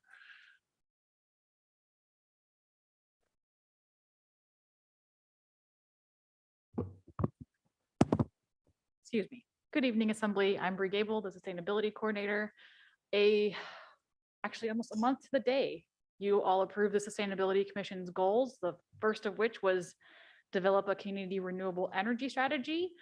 And in that work plan, the commission suggested applying to this technical assistance project or program. This is technical assistance, so it's not a grant. There's no money being exchanged. We are in a very unique position where The electric department applied in 2021 and got that technical assistance. So we have a very large and robust data set of our options as far as renewable energy goes. So the goal of this particular round is taking that information and actually figuring out the direction we kind of want to go, get some community input, get some input from the electric department as well, and building upon that data set, because that's what we need. We need to know kind of where we need to head in the future. And yeah, I'm open to questions. It's pretty straightforward as far as I see. The application I did attach, it is very different looking than last time. The program itself has been pretty heavily revamped to be a little bit more community focused. So that's why it looks very different from the 2021 application. Thank you. Thank you, Bree. We'll be calling you up. Okay, public comment?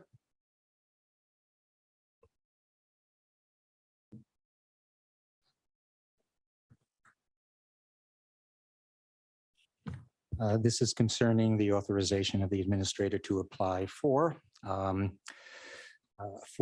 a grant from the NREL, and which relates to ETIP. ETIP actually sounds like a vape device. But the important thing here is this is not new. We've had presentations from these individuals in the past. I thought the presentation was nice, but a little weak.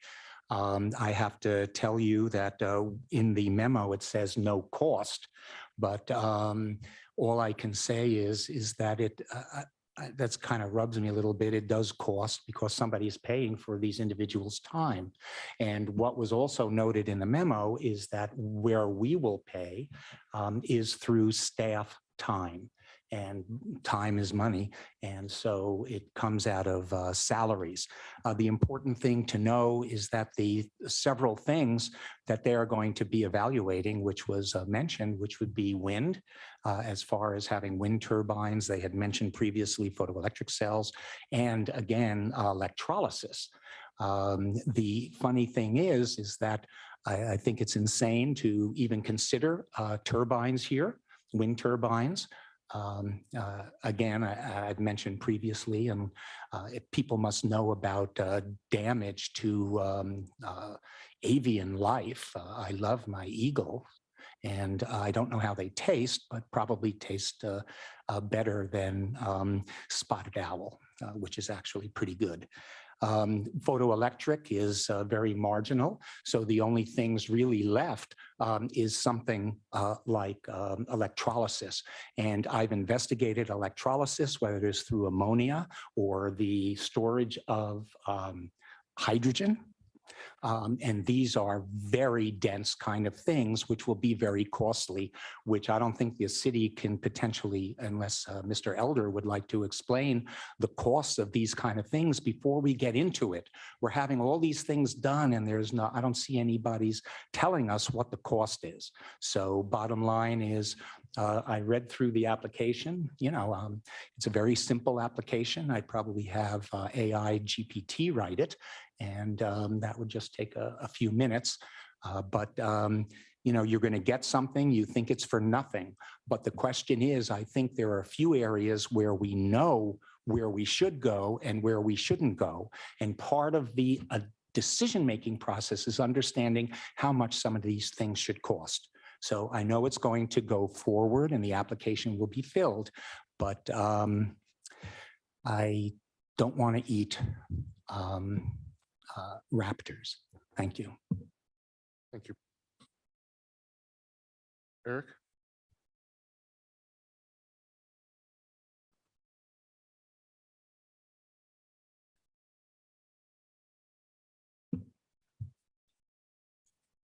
Acting Mayor Mosier, Assembly members, staff, public. I want to emphasize to you the urgency I feel going forward. My talking to electric department people is we're looking at the present rate of growth in electrical needs. We're looking at 7 years before we're going to start using diesel. I think you all know that. 7 years. A major project to produce new energy, electric energy or hydrogen energy, we're looking at 10 to 20 years. Folks, I don't sense the urgency. And I go to the Sustainable Commission and they get it. They're doing excellent work, but I'm involved. I've converted to 2 electric cars, electric heat pumps, and I'm involved in an ETIP project to convert my boat to diesel electric. I'm doing my best here. And because I sense the urgency. And if I'm going to plead with you to act on this, I need to be acting myself. But go ahead, approve this. But beyond that, please do the reading, the research, because we are genuinely, as I brought to the Fish and Game Advisory Committee over 2.5 years ago, we are in an emergency situation. We need to recognize it, and then we need to take inventory, and these are one of the tools for survival here. So please approve this, but also as we go forward, please hear my sense of urgency for our community, for our future. Thank you. Thank you. Any other public comment? Okay, back to the assembly. Again, feel free to call staff up. Anyone? Well, while you guys are thinking about it, I just wanted to point out, kudos to Bree. I am the liaison for the Sustainability Commission, and I believe it's been a lot of work on their part, and especially Bree's to bring this here. I believe she has a very sound knowledge of this material and the knowledge of what sources of revenue to search for to assist with these issues and the timing to do it. And so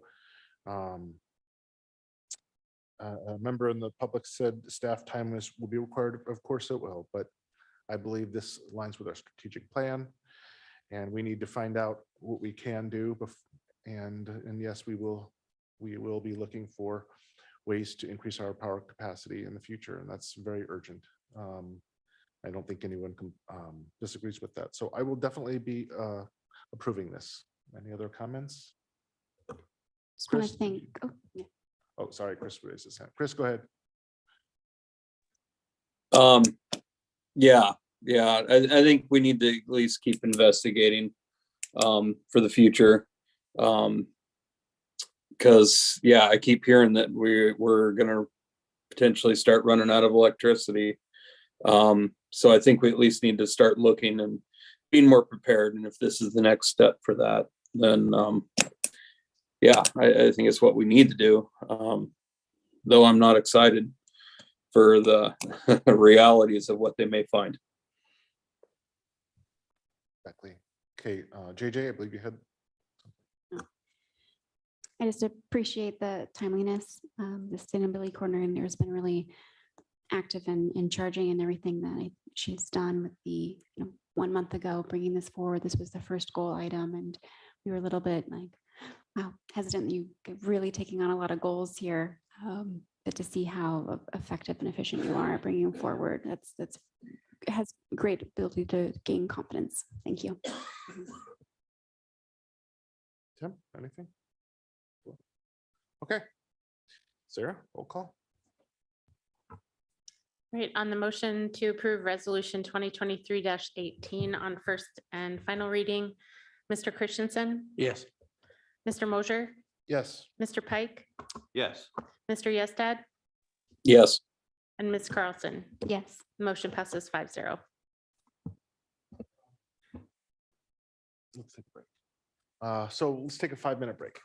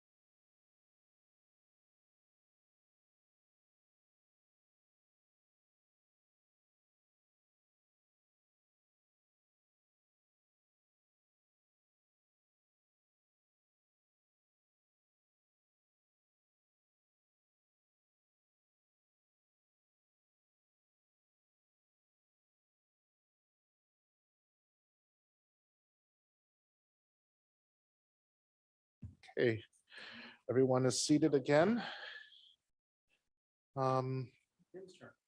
Yeah, Ready too. so can we get a motion, Sorry. please, on the next item? Patience. Here we go.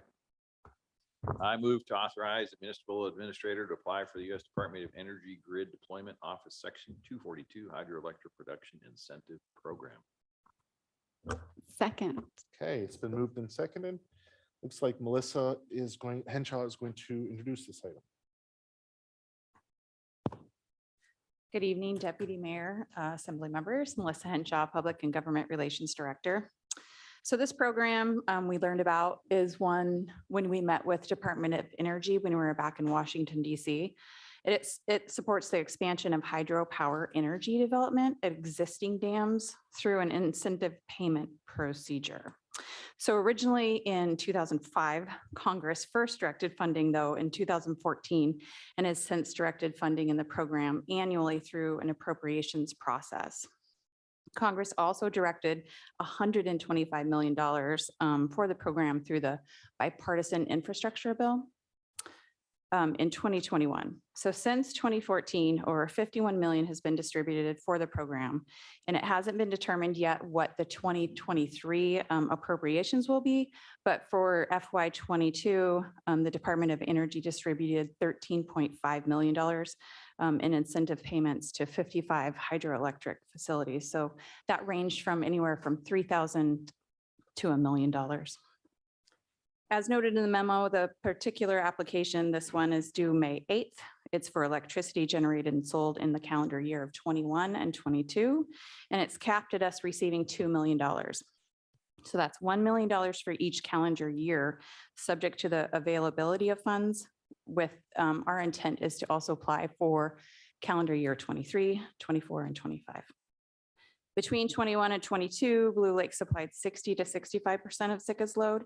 In 2021, Blue Lake produced a little over 8.6 million kilowatts. And in 22, it produced approximately 73.8. These are the amounts that we will be requesting for payment through this program. So we max out at that at the million with the incentive payment calculated at the minimum rate of 0.018 cents per kilowatt hour. As stated in the fiscal note, the funds received will be allocated to the electric enterprise fund and will come back before the assembly on the use of funds. We have not heard when we will know if we are awarded, and the Department of Energy states once the application period closes, which is May 8th, they will review the applications and notify the applicants of their eligibility. So following the submission of an application, they will complete an initial review to consider and for the completeness, and then may request additional information. So there's opportunity for them to seek more information after we submit our original application, and there's also an appeal process. So Bree and Scott are in the audience as well for technical questions. Thank you, Melissa. So, public comment?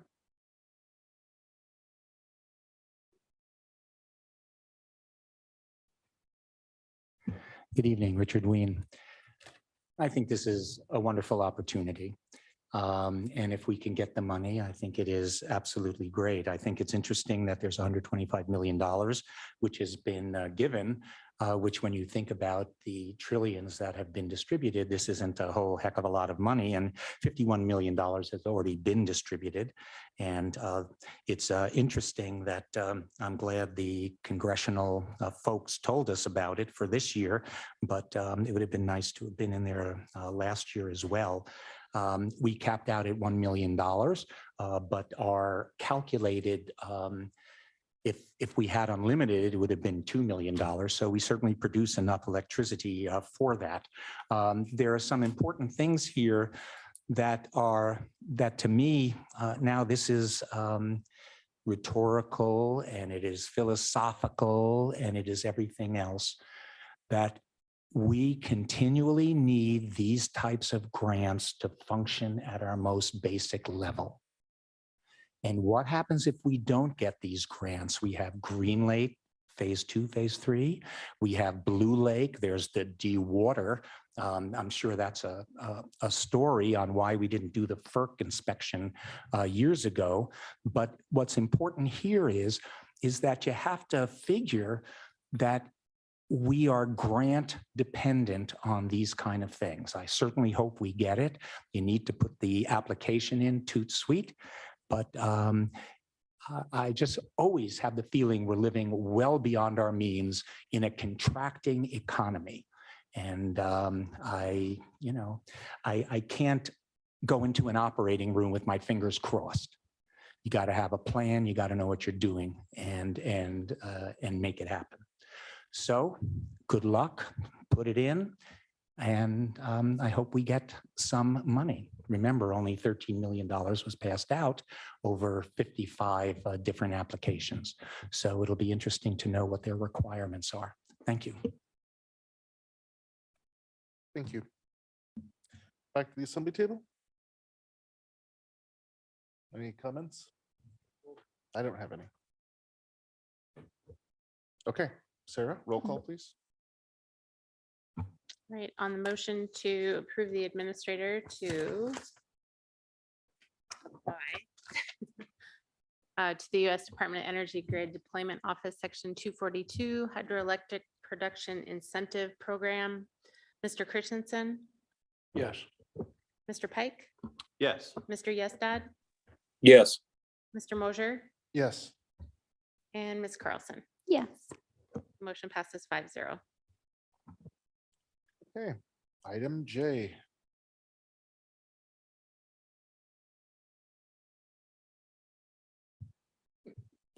You know what? I'll make the motion. Okay.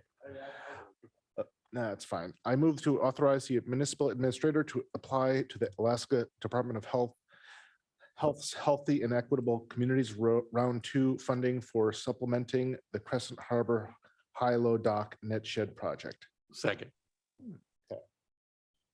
Been moved and seconded. Yeah, go ahead. Now Melissa will give an introduction for this one. Melissa Henshaw, Public and Government Relations Director. So the background to this funding opportunity begins with the Alaska Municipal League. They held a special presentation on March 29th regarding this program.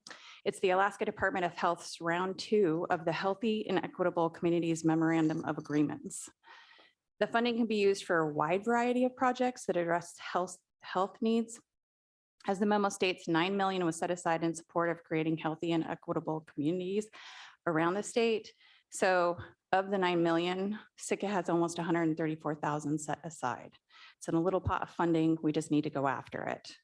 So we strategized in finding a good fit for this funding because the challenge of the short timeline to apply from knowing about it in March and it was due today. So we had less than a month when we learned about it and the short timeline to expend the funds, which is challenging. So we need to expend the funds by May 31st of 2024. So this funding is tied to the idea of supporting local coalitions to prevent and address COVID-19 among the underserved, those at higher risk for COVID-19 related illnesses and death. This funding is very broad. So we chose the Crescent Harbor High-Low Dock Net Shed for this funding by looking at what projects that we could fit into this program that were shovel ready, approved in the budget, and had a project charter through the working capital execution plan so that we could put the 134,000 towards something quickly that could benefit the community. We felt that the net shed was a good fit as this project was starting now with the notice of intent to proceed. It had an unfunded balance of $244,000 and it fit the goals of the program, which include infrastructure support for COVID-19 or future pandemic prevention and control among populations that are at a higher risk or undisturbed by benefiting the community equitably, the ability to rent this space for a really low cost. And it also benefited the community that is rentable for nonprofits for free, as well as it's an outdoor yet covered COVID-19 friendly space.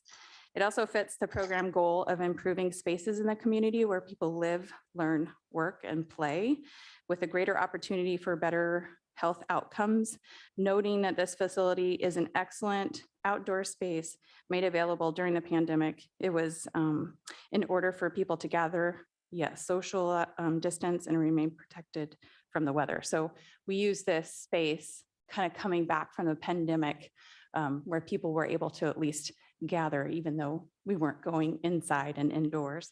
So the application deadline has actually moved into May 2nd. They extended it, but still short time frame. So. Thank you, Melissa. Public comment?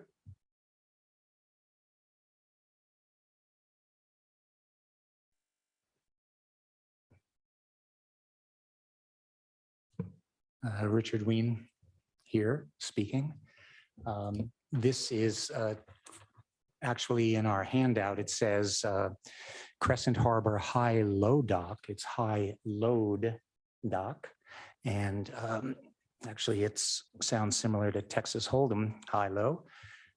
The important thing here is I'm very happy that we have these grant opportunities, and it will be for up to $133,774, which will help us bring the amount, our unfunded balance of $244,000 down.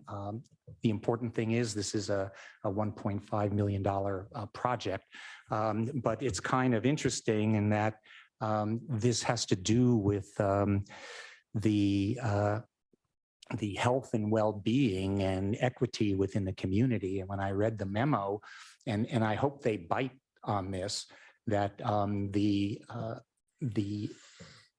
high load shed is actually kind of a working dock where people are using it for industrial purposes. And I think it was I love creativity and that they wove this into what can I say, infrastructure support for COVID-19 or future pandemic prevention and control among populations that are higher risk and underserved. Well, that's what the grant is for. So I hope that when this is done, that it will really, truly be a highly used community space, even though it's competing with the fishermen. But you have to read the memo, and it seems like a stretch, but if it works, sounds good to me. But it needs to be used for the community if you're going to honestly accept this money. So thank you. Okay. There's no one else in the audience except our staff, so we'll move to assembly deliberation. Yeah, you know, Melissa's position is fairly new. And we said, go out and find things like this. And so it's a little bit of an aside, but this is why we hired her. And she's doing it, which is nice. So thank you. You know, I know we're seeing a lot of these grant applications, and that's just, you know, we're not going to get everyone. That's fine. But if we don't ask, we won't get. And, you know, it's really nice because that project is kind of, you know, there's a lot of things on the list of projects. And so getting in, if we get this 133 and change, that makes one more project that much more chance of happening. So I will enthusiastically vote yes on this, and, you know, we'll see what happens. But I also fully expect to continue to see these from you, Melissa. If you want to bring them forward every day, every meeting, that's just fine. So thank you. Tim? I was just going to say, I think it already is a multi-purpose space. That's where my kids learn to ride bikes on rainy days. Chris? Yeah, no, it definitely is a community asset and piece of infrastructure. I know it is called the net shed, and it is used by fishermen, but, you know, generally a month out of the year, maybe a month and a half. The rest of the time, it is a community piece of infrastructure that was used during COVID time for being outside and spacing. So I do feel as though this application is being used properly. So I think it's a good thing and I support it. Anyone else? Okay. I also support this, and yes, thank you, Melissa. Bring as many as you want. I'm okay with it. This is exactly why, one of the reasons that we hired you, and we really appreciate it. We need to keep going for it. Sarah, roll call. Okay, on the motion to authorize the municipal administrator to apply to the Alaska Department of Health round 2 funding for supplementing the Crescent Harbor High Load Dock Net Shed project. List here. Mr. Christensen, Yes. Mr. Pike, Yes. Mr. Mosier, Yes. Ms. Carlson, Yes. and Mr. Yestad. Yes. Okay, the motion passes 5-0 on item J. All right. This is the item K, the last. I'll go ahead. Okay. I move to approve resolution 2023-17 on first and final reading, rescheduling the 2023 Board of Equalization from May 1 to May 9. Second. Okay, it's been moved and seconded. Public comment? Okay, none. Somebody deliberation? I don't see any. Okay, Sarah? Okay, on the motion to approve resolution 2023-17 on first and final reading, Ms. Carlson, Yes. Mr. Christensen, Yes. Mr. Mosier, Yes. Mr. Yestad, Yes. and Mr. Pike. Yes. The motion passes 5-0. Okay. So we're moving on to persons to be heard. This is on public participation on anything on or off the agenda, not to exceed 3 minutes. Dr. Wayne.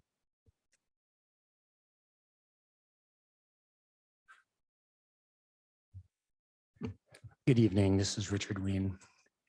Some of the things that were mentioned previously was that, and I'll semi-quote, looking at a present rate of growth, it will be 7 years before we use diesel.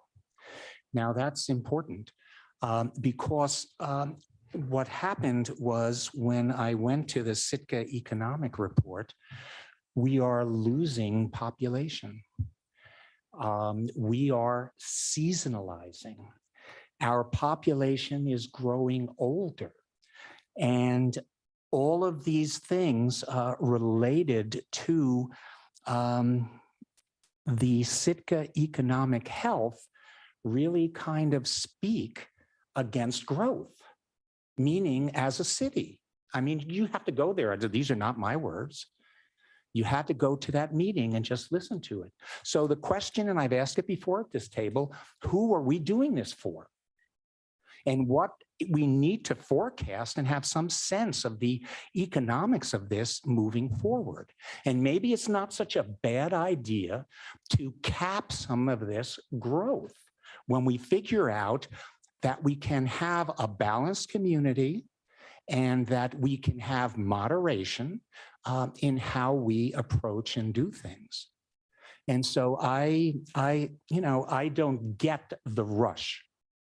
And again, it's, what was that movie? I can't remember the name, but show me the money. You have to show me when you present these things, you need to present some form of outline of fiscal plan. Is this an appropriate path that we need to take? And sometimes appropriateness has to do with cost.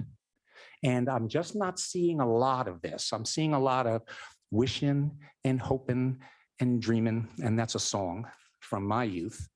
But the thing is that we can't run an economy with this kind of stuff. So it's kind of a sad thing. But let's go with sadder things. Walmart is closing 20 retail locations. But the good thing is they won't be closing Sitka's Walmart. Well, I guess they'll be closing Sitka's McDonald's. Do you think these are any economic indicators? And one funny thing I found in the financial records is that the major cruise lines, including Carnival, Norwegian, Royal, Caribbean, they are all charging mandatory tipping on their boats per day. Carnival is $18 per day. Mandatory. So what's funny to me is there's always pushback against each of the passengers ponying up a $5 head tax, which could bring millions of dollars here to the city. Thank you. Thank you. Okay, seeing no one else for public comment. Goes to reports. The mayor is absent. So administrator. I have a couple things. Right now, our HR office is vacant for at least through the end of this week. So if there's hopefully people out there itching to come work for the city, we've got a lot of openings. If they just email hr@cityofsitka.org, they can contact us with any applications or questions if they're looking for employment. I'd also like to read this statement here. For the public, I've informed most of the, or I have informed the assembly already, but following a discussion last Friday and at Mr. Harmon's request, I've reassigned Michael Harmon to the position of the municipal engineer to ensure our capital projects are kept on track and successful in our time of limited engineering staff. Our current project manager will be retiring this Friday, and there are no other engineers in that department. So this change will become effective on May 1st. I've also assigned Mr. Ron Vincent as the interim Public Works Director as I advertise and search for a new permanent Public Works Director. And I'd like to just say that Michael's an extremely valued and respected engineer and a loyal and hardworking member of our team. His skills will be critical to ensuring our capital project portfolio, valued over $150 million, stays on track and our projects are seen through to completion. With current and upcoming vacancies, our capital program was at risk of becoming more of an ancillary thought rather than a primary mission within the department. There's simply too much at risk for our capital projects to not be the primary focus of a highly qualified engineer and project manager, which is why Mr. Harmon and I mutually agreed on this path being the most beneficial to the city. I applaud Michael on his request to make this change to bring the best value to the city, and I have no doubt that Michael will continue to produce top-notch results in our engineering program, as he did with countless other projects throughout his 14 years as Public Works Director. Two more quick things. I made a report a few months ago about the traffic signal at Lake and Lincoln, that it was going to be, it was approved by DOT. It was going to be up and running by May 1st. So that's 6 days from now. And I have not seen any lines being painted or signs out there, or any notices. So we've checked in on that. And maybe I inaccurately made that statement, but that's the history I recollect on the deadline that we were given. So tourists are here. The jaywalkers are already out. I saw a handful of them just this afternoon. So hopefully we can get that signal in soon. And finally, I sent the news out yesterday. Senator Murkowski's office called me last week, and then we got the notification last night that the city of Sitka was approved for a CDS request and earmarked for $2 million, and it's through the THUD EDI program. That's their Economic Development Initiative, and that $2 million is for the haul out and shipyard. So we'll see if it makes it in the bill. Thanks. John, can I ask a follow-up question on that? So about the traffic light, you said you followed up, or what was their response? I don't have any major updates on it as any more than it's going to be the local DOT team here, and when they have the ability and the capacity to get the project done. But I think the traffic control plan, everything's completed. All the planning side of it is complete. It's just a matter of getting everything noticed and getting the arrows painted in the road, and just getting out there and getting it done. Okay. Thank you. So the attorney is not present. Liaison representatives? Yeah, see anyone? I don't have any. Okay, moves to clerk. All right, well, As always, we have a number of vacancies on our boards and commissions. If folks are interested, I'll start reading from the bottom of the list this time, mix it up a little bit. We have the Tree and Landscape Committee, Parks and Rec Committee, Local Emergency Planning Committee, Library Commission, Investment Committee, and the Health Needs and Human Services Commission. And then, as I mentioned earlier in the meeting, the Assembly has a joint work session with the Tourism Task Force at 6 p.m. on Thursday night. Okay. Any other reports? All right, seeing none. Can I have a motion to adjourn? Motion to adjourn. So moved. Second. Okay, we are adjourned.